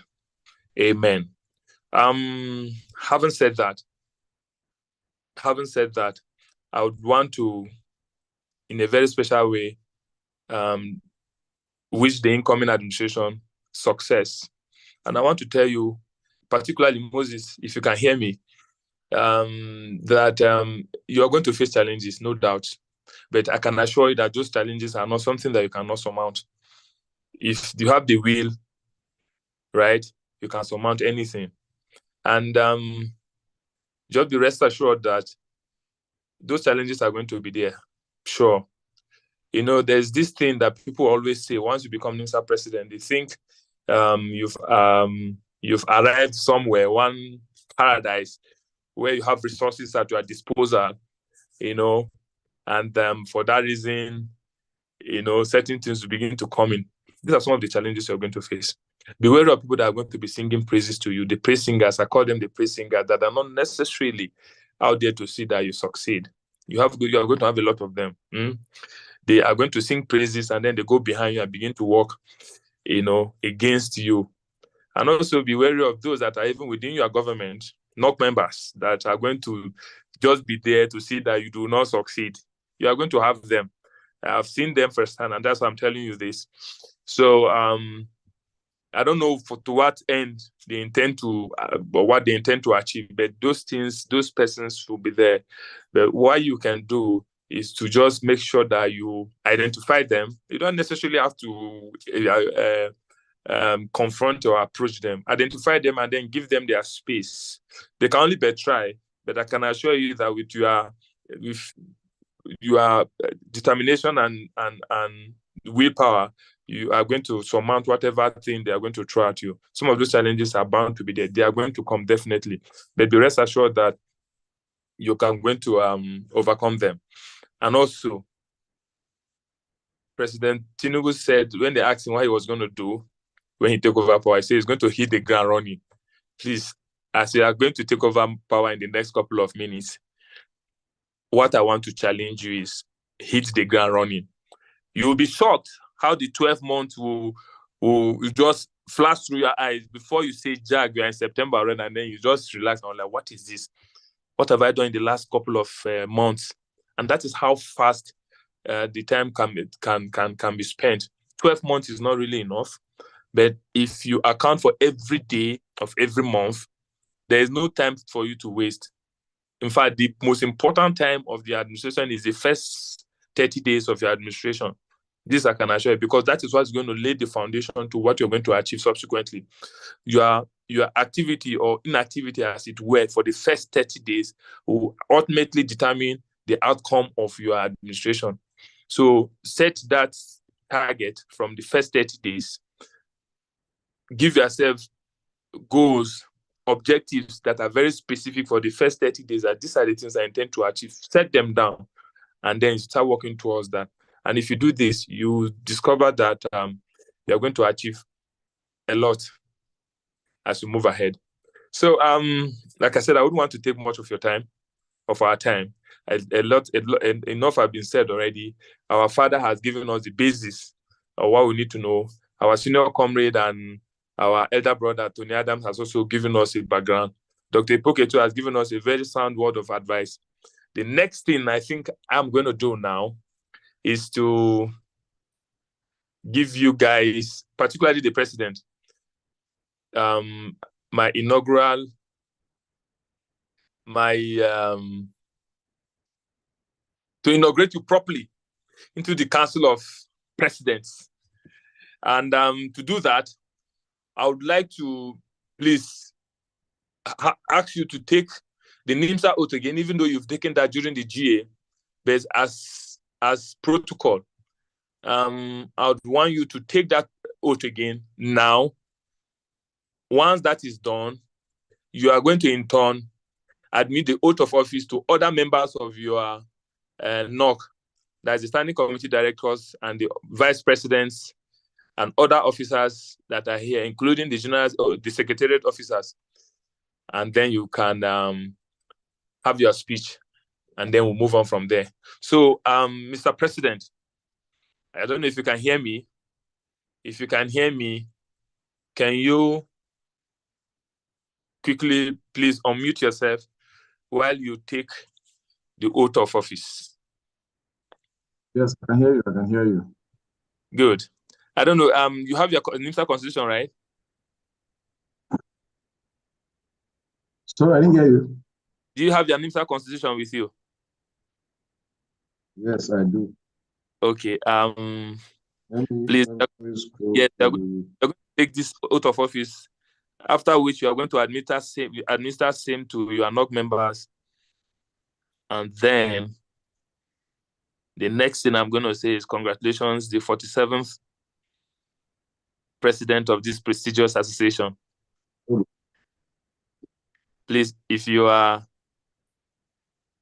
ready. Yes, I'm ready. Okay. All right. So please repeat after me. I, then you call your name. Hi, Chukwujeku Moses. Do solemnly swear Do solemnly swear that I will faithfully, truthfully, and dutifully bear and fly high the flag of the Nigerian Medical Students Association. Bear and fly high the flag of the Nigerian Medical Students Association. I will discharge my duties to the best of my ability. Faithfully. And in accordance with the Constitution of NiMSA.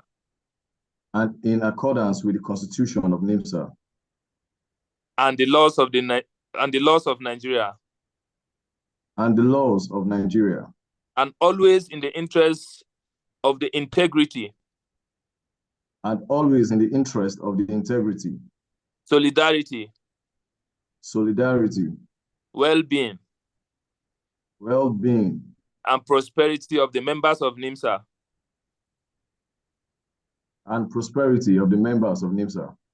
That I will strive to preserve.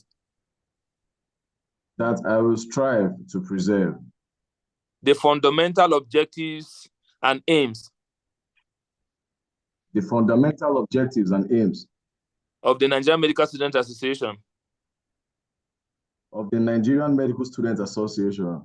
As contained in this Constitution.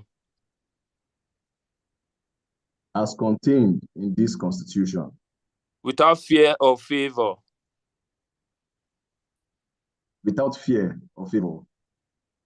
Affection or ill will.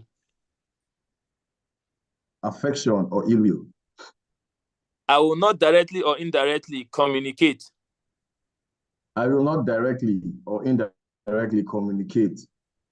Or reveal to any person.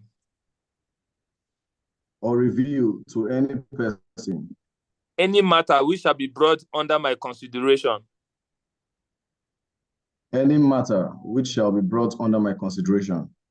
Or shall become known to me as the president of NiMSA.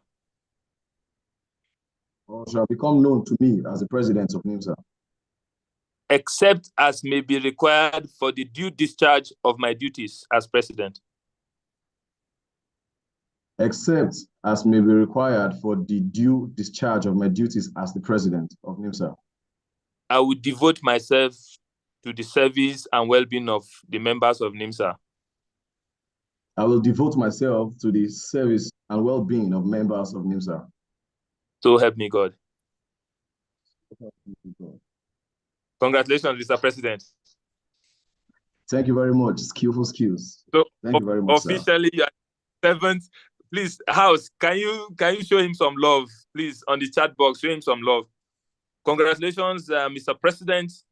Officially, the 47th president of this prestigious association, the Nigerian Medical Student Association, Moses Nwoboya. Congratulations, and it's a pleasure to have you on board. Welcome on board, Mr. President. Thank you very much, sir. Please, the floor most trainable. The floor is now yours. Trainable, sir.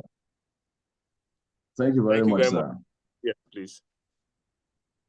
Greatest Nigerian medical students, all protocols duly observed.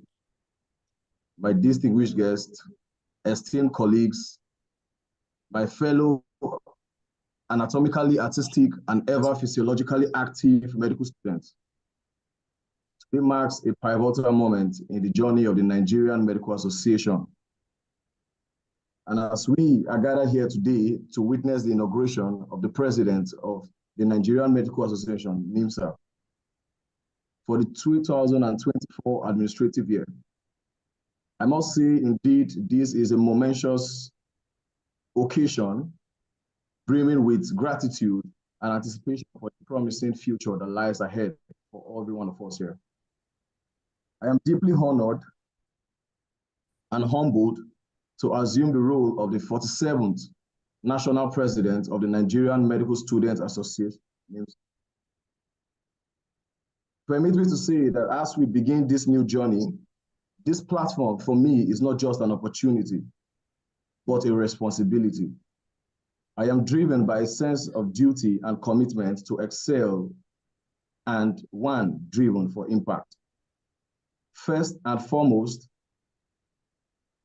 I owe my gratitude to God, my parents, the University of Benin, indeed, for providing me this platform, my most amiable Vice Chancellor, Professor Lilian Salami, our keynote speaker, and the immediate past World Medical Association President, Dr. Osahon Enabulele, the lion killer himself, the father of this occasion and the doubles as the chairman of SEHI, Professor Friday Okonofwa, my most amiable provost, Professor Wilson Sado, my dean, School of Medicine, University of Benin, Professor Wilson Osaro Giabon, the immediate past president, ARD UBTH, Dr. David Ohewere, our guest speaker today, one-time UBEMSA president, Dr. Anthony Taban, a leader and a mentor indeed. I must also express my deep gratitude to the Okofus family, Dr. Eustace Osegale, Dr. Ofwani, the entire University of Benin Medical Student Association, all medical students nationwide, and the many individuals and organizations that have paved the way for this auspicious and remarkable moment.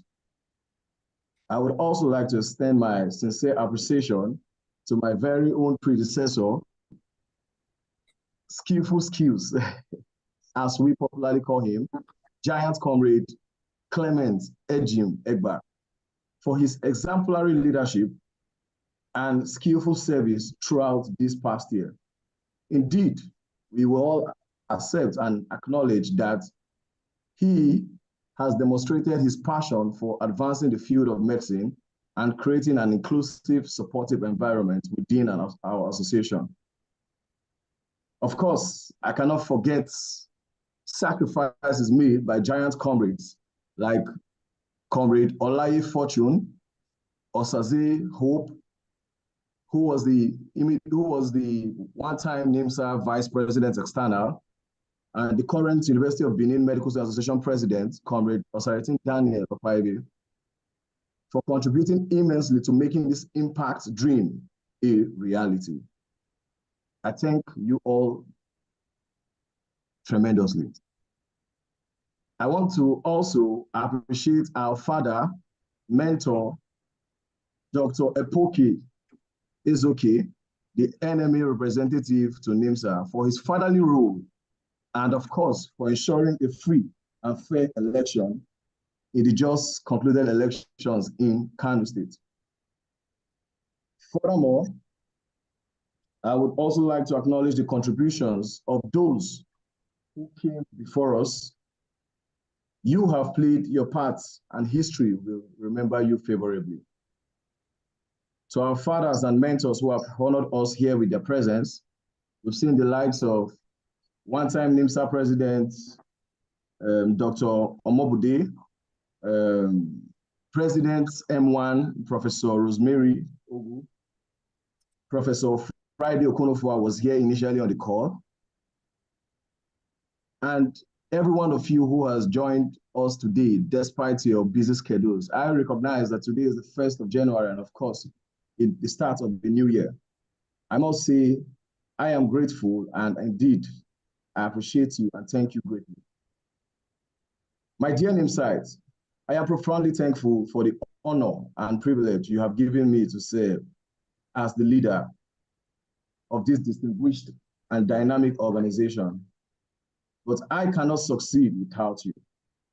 I need your collaboration, your participation, your dedication, because only together we can create a positive change. And I must say, it's only together we can accomplish our objectives. And it's only together we can make the Nigerian Medical Students Association an exemplary student association in Africa and also beyond. Now, at this juncture, I will admonish us to embrace this moment, this opportunity, and this duty. Let us all rise to the challenge with confidence, enthusiasm, and perseverance. Let us make our association proud, our profession proud, and our country proud. During my campaign, I had the privilege of interacting with you, witnessing your innovative ideas and proposals, and aligned with my campaign mantra, which is the mantra of impact. These ideas, which I have discussed during my campaign with each and every one of you, will form the basis of programs and projects to propel NiMSA forward. My fellow executive members, we should remember that the Nigerian Medical Students Association is more than just a student body. And just like our keynote speaker said today, it is a movement. We are responsible to create, implement, ignite the change we deserve. Let me also say this, we are a force for change, a voice for the future, a voice for the future of medicine in our dear country. The ones who will face the challenges and opportunities of a rapidly evolving world. The ones who will uphold our profession in the highest standard.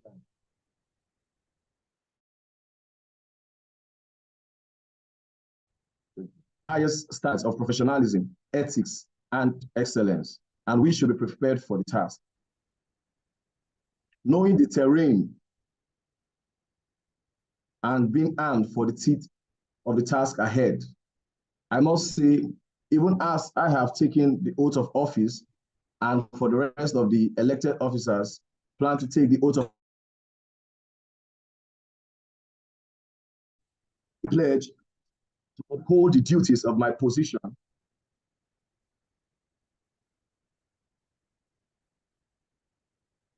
It is my pledge to uphold the duties of my position and to restore confidence among our members in this association. I look forward to working with you all in harmony and with respect. In this new administrative year, I and my impact team will see to ensure organized and well-attended events. We will publish a comprehensive calendar preventing clashes of events, optimizing participation. This strategic approach will be crucial in maximizing the impact of our initiatives. Looking ahead, our focus is enriching members of the Nigerian Medical Student Association, NiMSA, with experiences and professional development.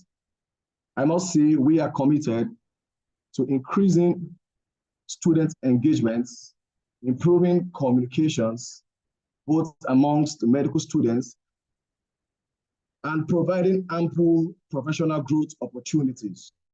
And of course, advocating for students' rights and prioritizing wellness, including mental health. Collaboration, of course, has always been the key for achieving greatness, especially for our most distinguished student body, which is the Nigerian Medical Student Association. We aim to strengthen partnership with medical institutions globally. This administration is here to give a facelift to the Nigerian Medical Students Association. And of course, cooperation is going to be the essence of this advancement. We want to work proactively and also look for ways to work together with similar organizations and associations to stimulate innovation and transformation. Embracing diversity and fostering inclusivity will be at the core of our efforts. We hope to create a more vibrant NiMSA where everyone feels valued. We strongly believe that welcoming different views and appreciating the richness of our differences will result in more powerful and dynamic NiMSA. Lastly, as we step into this new role, I extend my gratitude to members of NiMSA for their faith and trust. It is one I do not take for granted.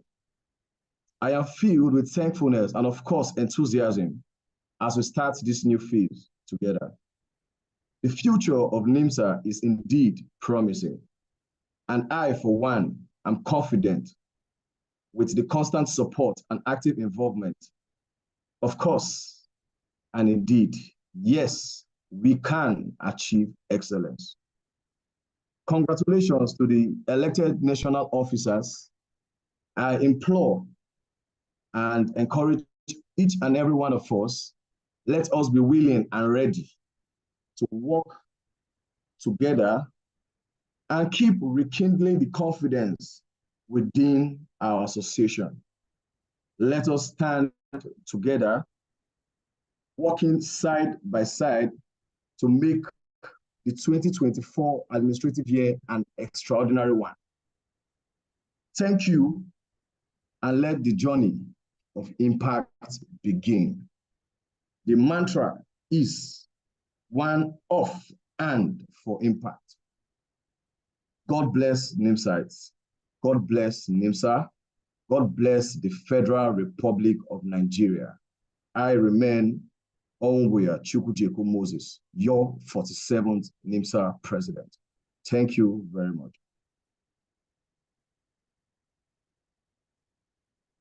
And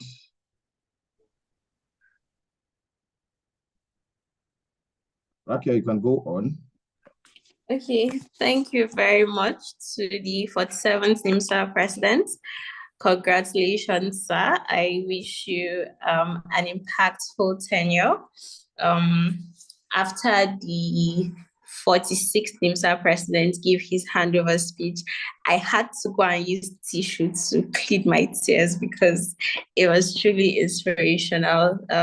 Congratulations to you, to your secretariat, and to the new National Executive and Officers Council of NiMSA. God bless the 47th. I wish you a successful tenure. And thank you, Karima. I'll need more of that tissue, please. Thank you. So very quickly, Dr. David is available to take his speech now. So we'll take Dr. David's speech. But before we do that, the 47th, you will have to administer the oath of office to your National Executive Council. So I don't know if you're ready to do that now. Yes, I'm ready to do that.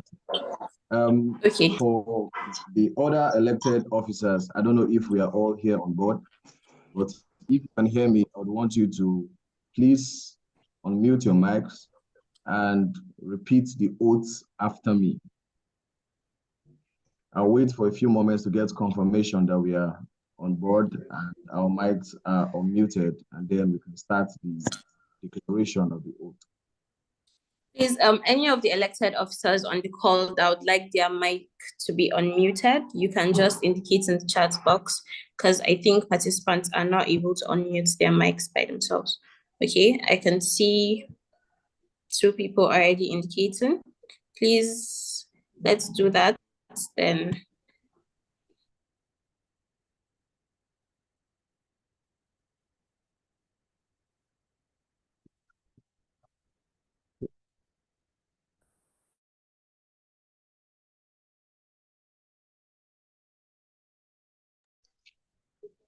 Could you please just raise your hands to the elected officers?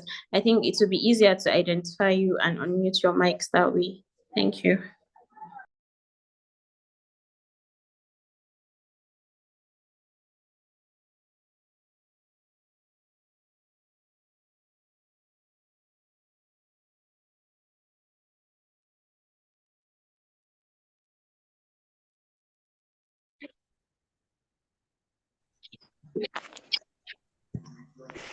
So am I good to go?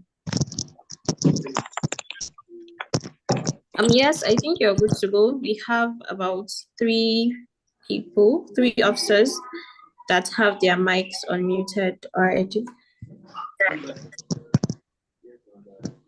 You can go on, sir.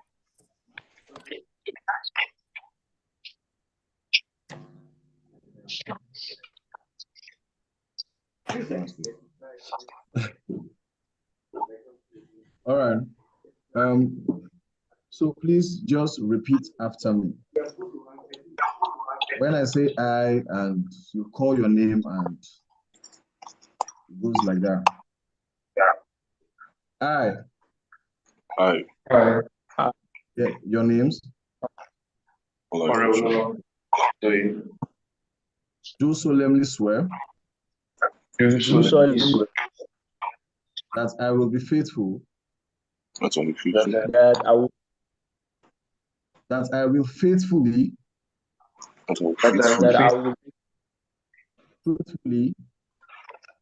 Truthfully. And dutifully bear.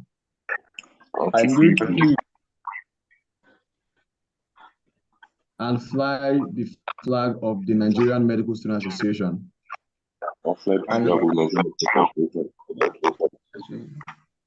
That as the your offices, Vice President, I will discharge my duties. To the best of my ability. Faithfully. And in accordance with the Constitution of NiMSA. And the laws of Nigeria. And always in the interest. Of the integrity. Solidarity. Well-being. And prosperity of NiMSA. That I will not allow. My personal interest. To influence my official conduct. Or my official decision. That I will. Best of my ability. Help the president.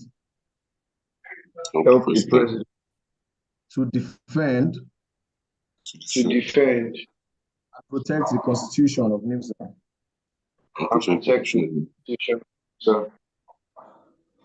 that I will abide by the provisions of this Constitution, that I will abide by the Constitution, that in all circumstances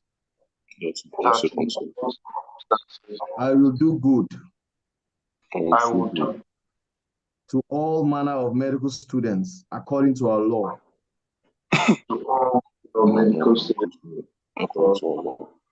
without fear or favor, without fear or favor, affection or ill will, affection, that I will not directly or indirectly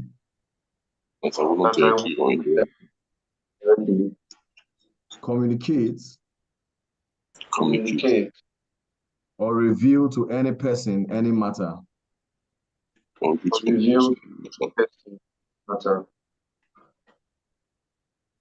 which shall be brought under my consideration or shall become known to me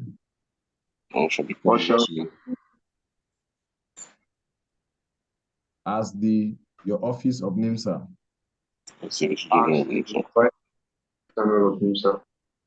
except as may be required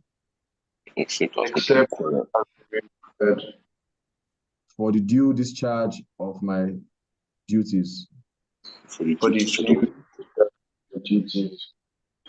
So help me God. Once again, I must say welcome on board my fellow executives and welcome to an impactful era. Thank you very much. Okay, thank you very much, the 47th NiMSA president, and congratulations to all elected NiMSA executives for this year. Moving on now, we'll briefly take the speech from Dr. David. His citation has already been read. Sir, if you can hear me and if you can unmute your mic now, please, you can go on.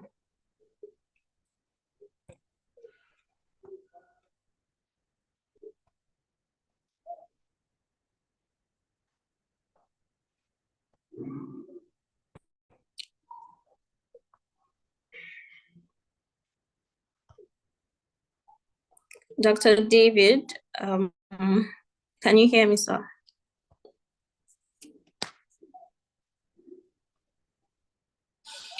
Okay, I do not think he's available to take his speech. So,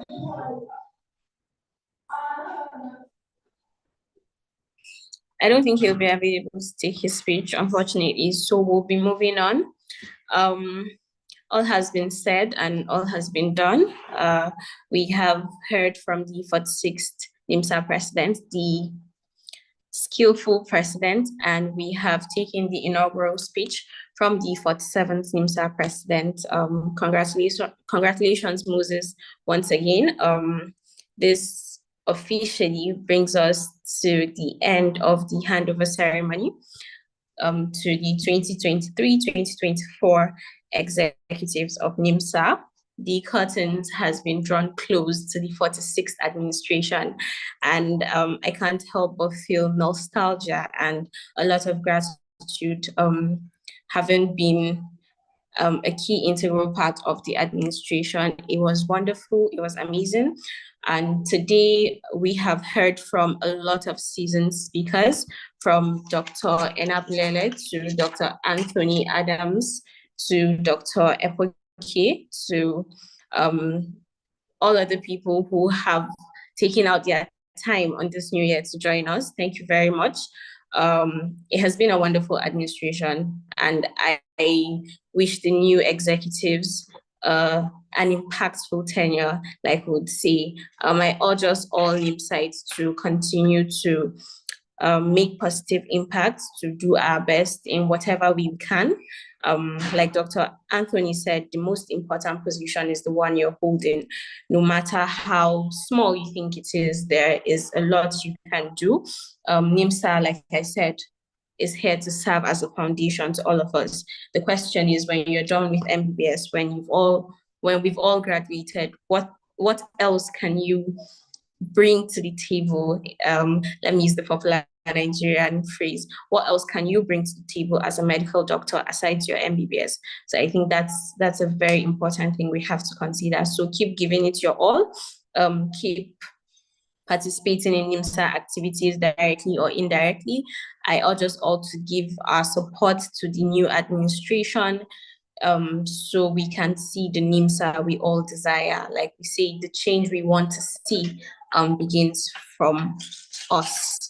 And I will close today with some wise words from Dr. Osahon Enablele on October 26, 2023. He said, "People must be ready to leave their comfort zones and work towards excellence. The opportunity to serve comes only once, and every opportunity lost to establish legacies can never be recovered." I think this is something we should all ponder upon throughout the year. Whatever opportunity you get, please grab it with your two hands, and most importantly, make the best of it. Congratulations to the 46th NiMSA president. Yes, congratulations on a very successful tenure, one of the best we've seen in recent times. Congratulations to the 46th vice president internal, Naomi, the 46th vice president external, Sardona, all standing committee directors, all technical officers, all presidential liaison officers, all members of the 46th National Executive Council and National Officers Council. Congratulations on a successful tenure. And as we usher in the new administration, I pray that you continue to grow and continue to make impact from what has been laid down already, and you learn from the mistakes of the previous administration and strive to do better.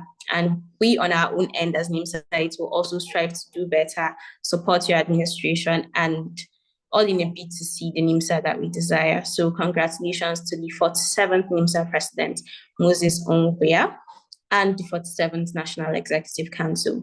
Thank you very much. It has been a privilege and an honor to be your moderator for today. My name still remains Rikia Mohammed, and oh my God, I can finally introduce myself as the immediate past NiMSA liaison officer to IFMSE. It was a wonderful tenure. So thank you very much. Thank you everyone for coming today and for listening to us and witnessing this grand occasion. Thank you very much to our guest speakers once again for taking out time from the new year to be with us, Dr. Enablele, Dr. David, Dr. Anthony, the 46th NiMSA president, and every other person who took out time to be here with us today. Happy New Year, and I wish you all the best year yet. Thank you and goodbye.